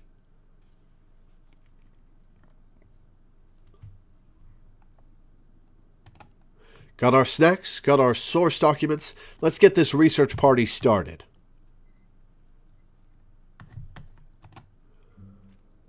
Reading awaits. Veins of Scarlet, A History of the Scarlet Hollow Coal Mines. Silas Scarlet, Soldier Woodsman Leader. Appalachian Folk Monsters. Reading is not for suckers. Excuse me. Talk to Animals has been very fun so far. I like it. Let's start from the top. Veins of Scarlet, A History of the Scarlet Hollow Coal Mines. Forced into retirement at age 50 due to a war injury from his time in the Indian Wars, exacerbated by his short stint serving as a captain in the Confederacy. Oh, yuck. Silas Scarlet also lost his eldest two sons to that bloodiest of wars, leaving his third eldest son, Andrew Jackson Scarlet, to take charge of the mine. Yuck! Under his leadership, the mine prospered, undoubtedly in part due to the growth of the railroad industry. Managed to evade the coal union for decades, making them one of the most profitable mines in the country. Oh, anti-union people too, of course. Andrew Scarlet built the surrounding town into what it is today, with expensive stone buildings, a bustling main street, and overseeing it all, the elegant Scarlet Estate that was, until 1895, the largest and finest feat of architecture in the region. Yup, my ancestor was a Confederate. Lovely. Culminating in the tragic collapse of 1918. It was found that Charles Shaw, the co-manager of the mine, had loosened security measures to increase production during World War I, resulting in a fatal collapse and the deaths of over 160 men and boys, some as young as 10. Oof! The casualties included Andrew Jackson Scarlet's son Theodore, his brother Enoch V. Scarlet, who had taken over for their aging His brother, Enoch V. Scarlet, who had taken over for their aging father during the bustle of the war, managed to pull the mine from the brink of ruin, thereby saving the town. So this is how your family made its fortune. Yuck. Silas Scarlet, Soldier Woodsman Leader. Silas Everett Scarlet was born to Colonel Everett J. Scarlet in 1818, one of 12 siblings. He grew up in eastern North Carolina during a tumultuous time in the state's history, and not much is known about his life before he joined the Army in 1836. He quickly rose through the ranks, in part due to his father's connections, but also due to a particular ruthlessness, for which he received the nickname Bloody Silas Scarlet. The federal government granted the now Captain Silas a tract of bounty land in exchange for his service in the Indian War, and he settled into the hills of North Carolina in 1841. That land would become Scarlet Hollow. But it started as a simple log cabin, built by Silas's own two hands, occupied by his family of 10, Silas, his wife Mary Joseph Scarlet, and their 8 children. Man, 11 siblings and 8 children. People really didn't have much time to do anything but pop out kids in those days, huh? Logging business brought many workers and fellow landowners to the hills, but it wasn't until Silas discovered rich seams of coal running underneath the entire region that Scarlet Hollow was really put on the map. He saved what he could and bought the surrounding hillside at a great discount, cleverly hiding what he knew about the land's true value. Thus, he had all the resources to found Scarlet Hollow's now famous coal mine. You're finished with this one. All right, Appalachian folk monsters. A few entries catch your eye. Wampus Cat, Tommyknockers, Tailipo. Wampus Cat, a large cat-like creature with a loud howling voice, often said to sound like a woman crying out in pain. Often linked to Cherokee legends, some cite the Wampus Cat as originating with the story of a woman who sought vengeance against a monstrous cat demon for driving her husband mad. She hunted it down and, by wearing a bobcat mask, tricked it into using its own vile magic on itself, freeing the people of their region from its evil.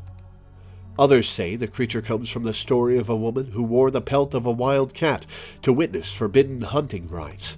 The hunters of her village gathered to perform the rites, and she watched in secret from underneath the cat's pelt, but was soon discovered. For her indiscretion, she was fused with the pelt and transformed into a creature that was neither human nor cat, forced to wander the wilderness alone, feared by all. Her calls are those of great sadness and serve as a warning to anyone who dares go against tradition. All right, Tommyknockers, enigmatic cave-dwelling creatures primarily known for causing mischief. Tommyknockers originated in Cornish mythology, spreading to the United States when Cornish immigrants began working in Appalachian mines. They're named for the knocking that can be heard from seemingly within the walls before a cave-in. According to some, the knocking serves as a benevolent warning. Others believe that the creatures take stolen hammers to the supports of mines and collapse them on whoever is unfortunate enough to still be inside. They are traditionally thought to be impish leprechaun-like beings, but some claim they are the spirits of dead miners, forever cursed to haunt their final resting place. And Tailipo, a small creature with a long tail and wide yellow eyes.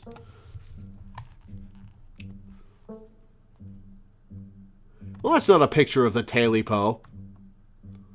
There was a hunter who lived in a tiny cabin in the middle of the woods, all alone with his hunting dog. One night, after a particularly bad week of hunting, both their stomachs empty, the hunter spied something out the corner of his eye. Some small creature had gotten into the cabin through a hole, and before he could even figure out what it was, he'd drawn his gun and fired at the thing, his hunger guiding his actions. But it was quick and ran back through its hidey hole and out of sight, leaving only its long black tail shot off by the hunter's rifle. "Guess this'll have to do," he said to his dog, and threw the tail in a pot to cook a soup. I think I might have actually heard of this one, and the Tailipo comes back to reclaim its tail later, I think. He and his dog ate well that night, the tail filling them both up. The hunter crawled into bed, satisfied, and his dog curled up at his feet. He woke up to the sound of long nails scrabbling across wood. His dog was nowhere in sight, only a rumpled spot on the covers where he'd been.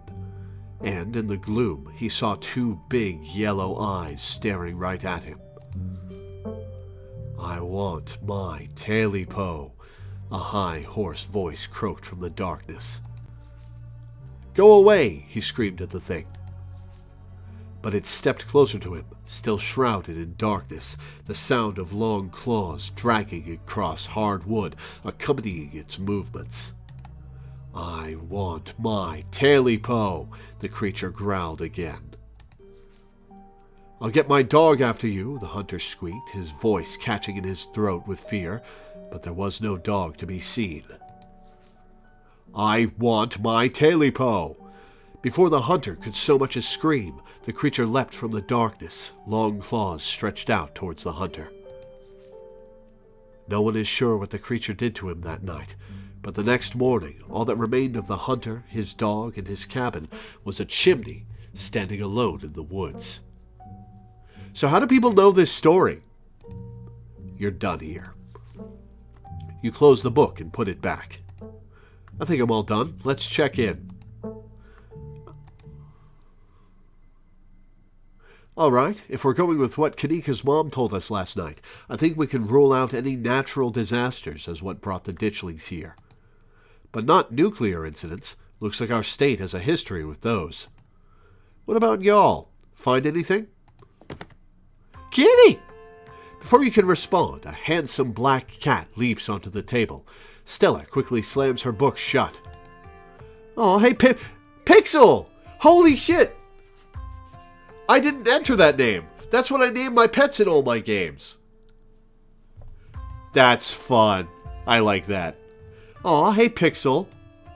You might want to close your book. He loves to rip up any paper he can find. Pixel, my dear friend, it's been too long. How have you been?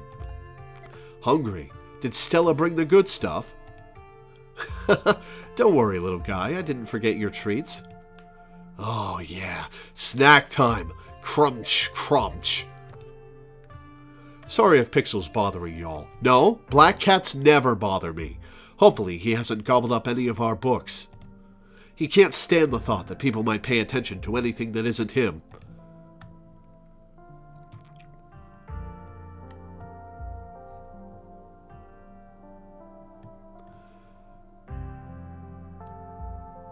You know what? Sure, I'll say this. Hey, Pixel, what do you think about the monsters we saw in the woods? I'm an indoor cat. I don't know nothing about no woods. I just hang out in the library, especially now that our house got haunted. Ooh, a haunted house?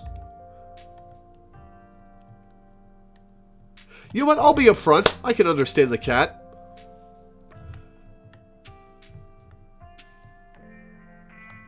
Pixel says your house is haunted. What's up with that? How did you know? Lore is either psychic or he can talk to animals. It's a long story. No comment. We've been living in the library for a little bit. It's been great. Way more snacks. Way more scritches. Except sometimes there's too much scritches. Hold up. What kind of haunting are we talking about here? Unexplained noises? Objects appearing in strange and unfamiliar places? Oh, Oscar, don't get her hopes up like that. Nothing like that, sorry. The floor in my bedroom just keeps seeping blood, and I've seen a strange figure in the hallway a couple of times. Well, that's not ideal. Wait, you've seen a full-body apparition? Can I see it? Stella, it's probably just a dirty pipe or something. Or maybe carbon monoxide leakage, you know. But what if it's a ghost? It's totally a ghost. Let's go bust it. Y'all are more than welcome to check it out. Maybe tomorrow night? Yes, we'll be there. Yeah, that sounds like a fun way to spend an evening. Can't wait to get spooked by some creaky pipes. Leave Pixel be. The cat curls up on the table, fast asleep. I love cats. Your black cat is named Taro. That's a good name for a black cat. Alright, I'd better get back to shelving. Let me know if y'all need anything. Oh, that's a lot of dialogue options. Alright.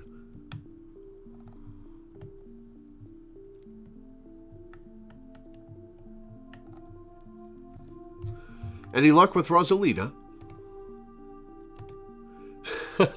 Not yet. I knew a teen would be a handful, but I didn't think it'd happen overnight. I'll probably head out once you're all done and check in on her usual haunts.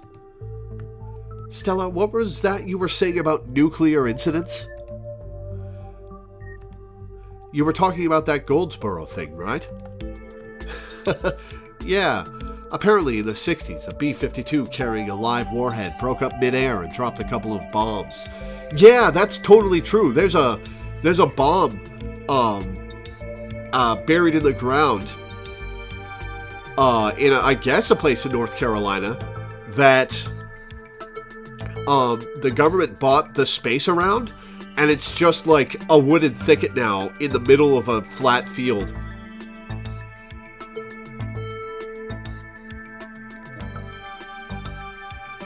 Because apparently it's too dangerous to disarm or remove.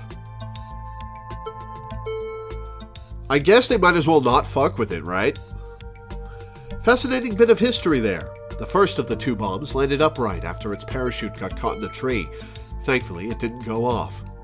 At the time, the government claimed that the bomb was unarmed, but it later came out that the only thing preventing a detonation was a single electrical switch which failed to trigger on the descent. And 60 years later, the second bomb still hasn't been recovered. Right. Its conventional explosive disintegrated in midair, but most of the nuclear material was made unrecoverable by flooding. If I remember correctly, they just buried it and sealed it up. I'm sorry, did you say they buried it? Do y'all needed something dug up? Because if so, I'm your gal.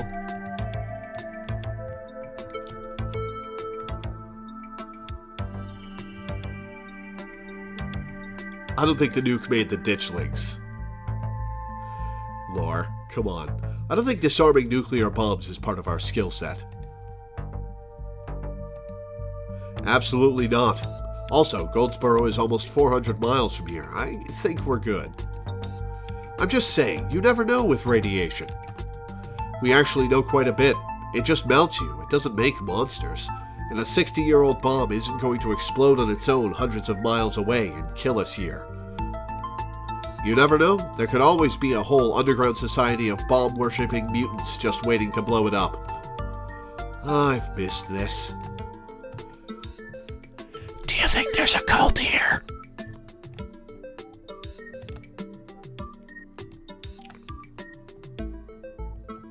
Maybe those ditchlings were actually nudists doing some sort of weird ritual.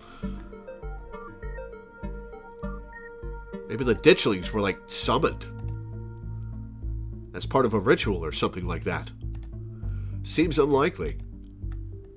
Talk about veins of scarlet. So how about the coal mines here? Kanika visibly shudders.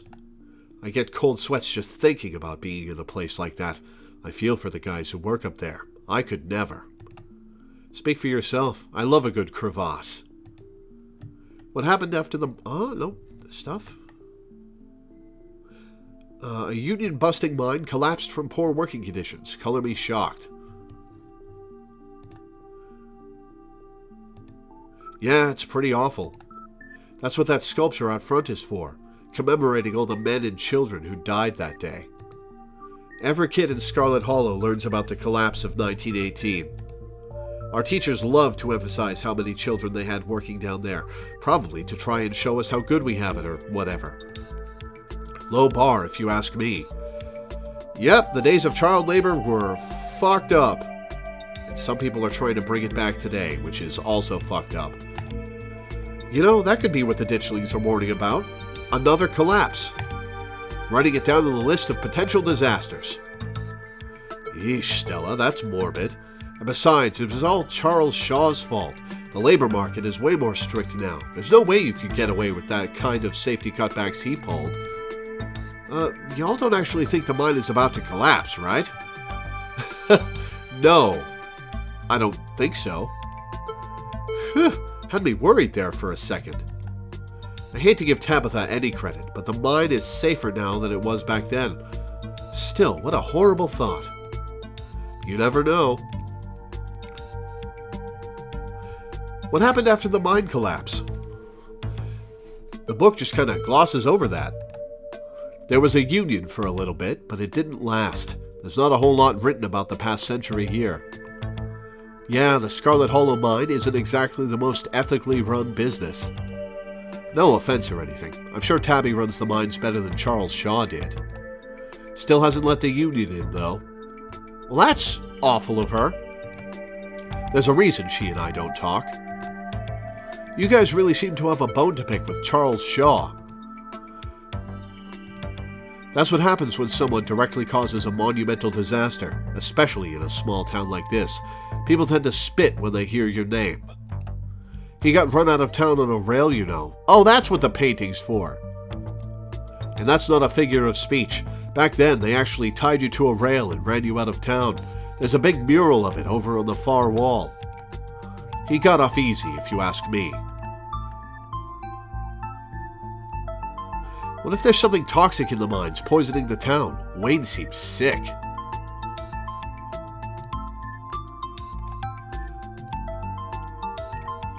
That creep who keeps coming around my mom's tea room? He snuck up on us last night and called out Lore by name.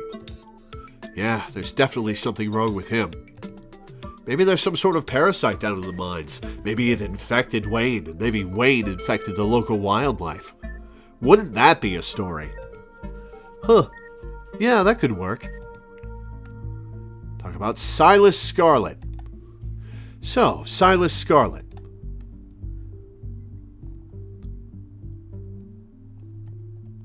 Seems like a great dude. Fuck that. Rich guy in the South? I should have known it wouldn't be pretty. Yeesh, I figured old money from the South wouldn't be great, but he, sure did some things to get where he was, huh? That book is a perfect example of why you should use multiple sources for your research instead of trusting the first thing you read on a subject. Yep, dude was a monster. The mines made a lot of money during the Civil War, too, and you can probably guess which side a North Carolinian business owner would be working for. Sorry you're related to him. Well, the sins of the father don't pass on to the child, but it is something to distance yourself from and try to be better than.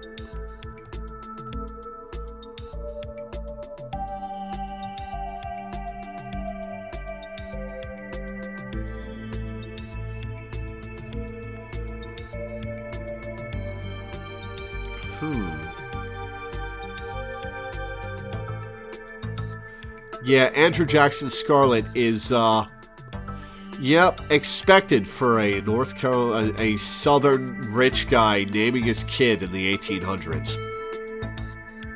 Fucked up.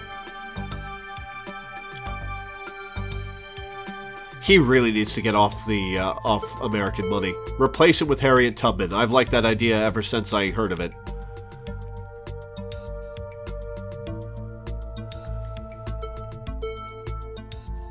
Do you think the ditchlings are here for retribution?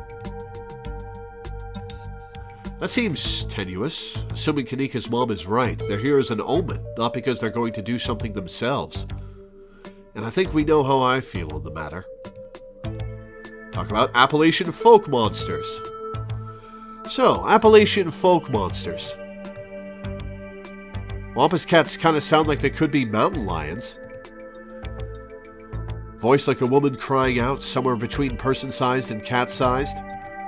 Definitely, they are 100% mountain lions. Kanika, you know there are no mountain lions up here. I thought you were supposed to be a skeptic. Oh, Stella, one of these days you'll trust us. Yeah, you're one to talk about being a skeptic, Stella. But the myths are old, right? Mountain lions didn't go extinct in the Appalachians that long ago. Those legends just haven't died off yet. Almost every cryptid can be tracked down to either a hoax or someone getting confused about a perfectly normal animal. Sometimes both. Which is sadly true. Cryptids are fun, but the vast majority of them are just people telling stories about something normal. I'm sure there's some weird shit out there that has led to stories, but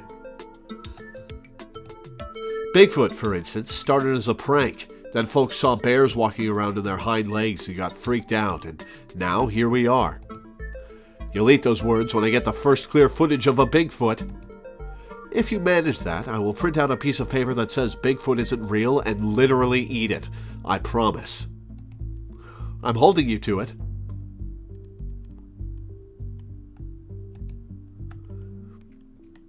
Do you think the ditchlings are Tommyknockers?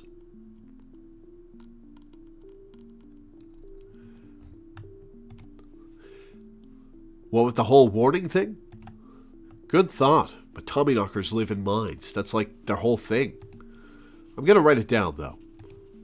Tommyknockers are literally just the sounds that happen when a bunch of rocks and wood are about to collapse. Are they? Or are they the sound of mysterious creatures pounding on the rocks and support beams with hammers to cause a collapse? There's simply no way to know. My mom used to tell me that Talipo story. I'd totally forgotten about it. My mom used to tell me that Talipo story back when I was little. I can't believe I forgot that one. It scared me so bad I didn't eat soup for years. I thought a monster might try and dig it out of my stomach if I did. I love that one. There's this old chimney in the woods that I used to think was the chimney from Talipo, the one that was left after the thing did whatever it did. Now I know that's just because chimneys don't burn down and wooden houses do. That doesn't mean it's not the chimney from Talipo. I've camped out there a couple times and seen some pretty spooky stuff. Yeah, I watched that video. You saw raccoons. You're gonna get rabies one of these days, chasing after wildlife like that. What can I say? I like to live on the edge. Let's move on.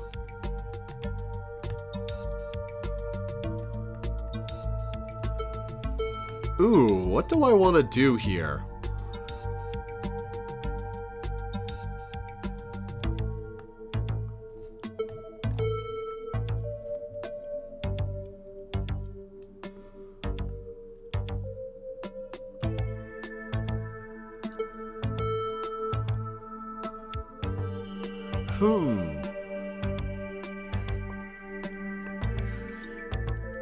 Checking out the mines is a tenuous lead. Heading back to the woods is dangerous.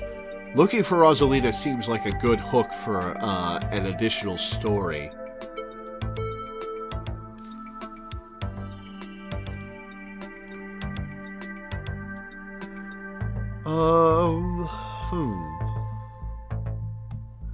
But that would seem dismissive of what's going on.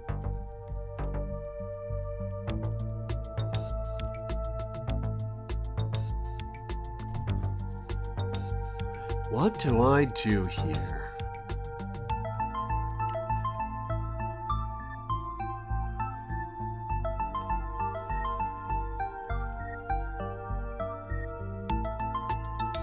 I'm either going to make this decision and reach the end of the scene and then save and quit for the day, or I'm going to save here before the decision and quit for the day, because we're at the 4-hour time frame. But it's going to take me a minute to decide what I want to do.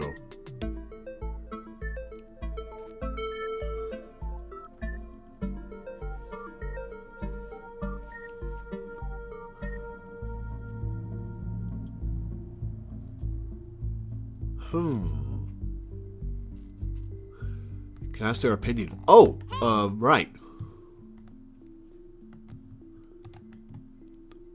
Hey, Demon of Error, thank you for the follow. Welcome aboard. Yeah, let's ask them what they think. What do y'all think? There's an awful lot of mine-related stuff in my notes. Maybe that should be our next stop. We can poke around and find out if anyone's seen anything weird. Just to clarify, you're suggesting we go to question some of the miners, right? We are not poking around unprepared in the actual mines, right? That is a pointed silence, Stella. Right. Yeah, totally, 100%. I would never. We don't even have a good reason to go down there. Good. Let's keep it that way. You know how I feel about mines.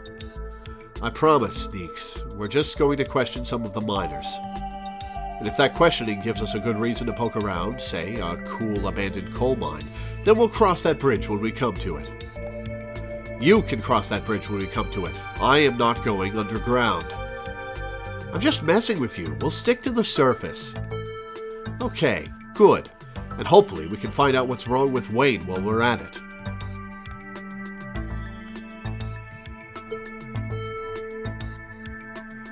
Oh, I'm sure Tabitha's going to love that we're snooping around.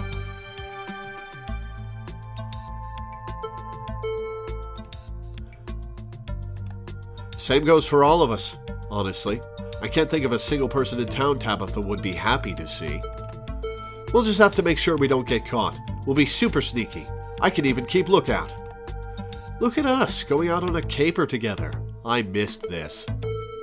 I missed it too. I mean, sure, it's not under the best circumstances, but I've been so wrapped up in running the store, I didn't realize how much I missed being able to hang out with you. Though, there is something missing. Reese, maybe? Reese. I really miss that dude. I can't believe how long it's been since we've seen each other. Have you seen him lately? Nope, I've tried to plan stuff, but he's been too sick. I didn't realize it was getting so bad. That poor guy. You know, we could just pop over and surprise him. He seemed excited to meet Lore. Maybe we'll finally get him to leave his little cave. Hell yeah, let's do it. Alright, let's roll out. See ya, Oscar. We'll let you know if we run into Rosalina. This seems like the end of the scene. And before I hop into the next scene and start it, I want to save and finish up. Does it save on the line I'm at, or does it save on the scene, and I'll have to redo part of this if I save now?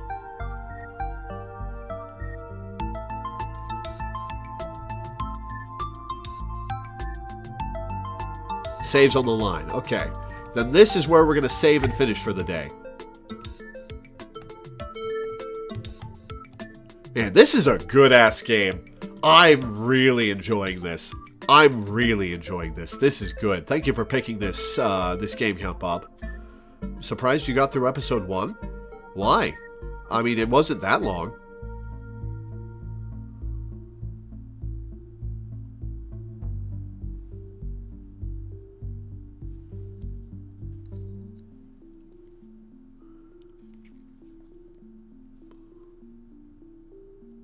Folks tend to linger over choices? I thought I was lingering over choices.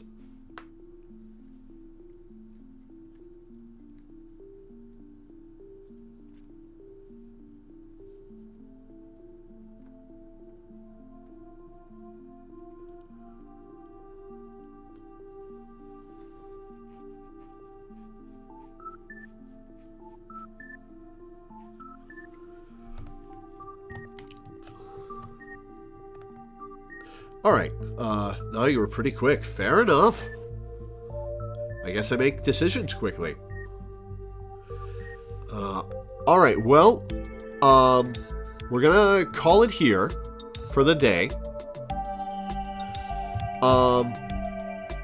We're gonna call it here for the day. I'm really enjoying this. I can't wait for the next patron stream of this. Okay, so I'm going to read off my schedule and finish for the day. Before I do that, I would like to plug my Patreon. I make my living off of Patreon, and I make enough to pay my rent and my bills, but I haven't been able to put anything into savings for the past decade. So if you could go to my Patreon and pledge $1 a month or $1 per stream or anything in between, I would greatly appreciate it. Every little bit helps, and I'm grateful to everybody who pledges. As for the schedule, tomorrow is, of course, going to be our weekly Final Fantasy XIV stream at 1 p.m. EST. Sunday, I'll be probably finishing Pyre for a patron. Monday, I'll be playing Phoenix Wright Ace Attorney for a patron. Tuesday will be Advance Wars Reboot Camp for a patron. Wednesday, Zero Escape Virtue's Last Reward for a patron. Thursday, I will not be streaming in the early afternoon because I've got a doctor's appointment at, I think, 3. That I've got to get to. I may stream in the evening when I'm done with that, but probably not. And next Friday, I don't have anything scheduled, so that'll be one of my floating games. If I haven't finished Metroid Prime after doing a stream after another one when I have time, we'll be doing Metroid Prime Remastered that day. If I have finished it, we'll be doing Final Fantasy II, probably. So yeah, that's my schedule for the next week. So thank you guys for tuning in. Thanks for hanging out. Thanks for watching, and I will see you next time.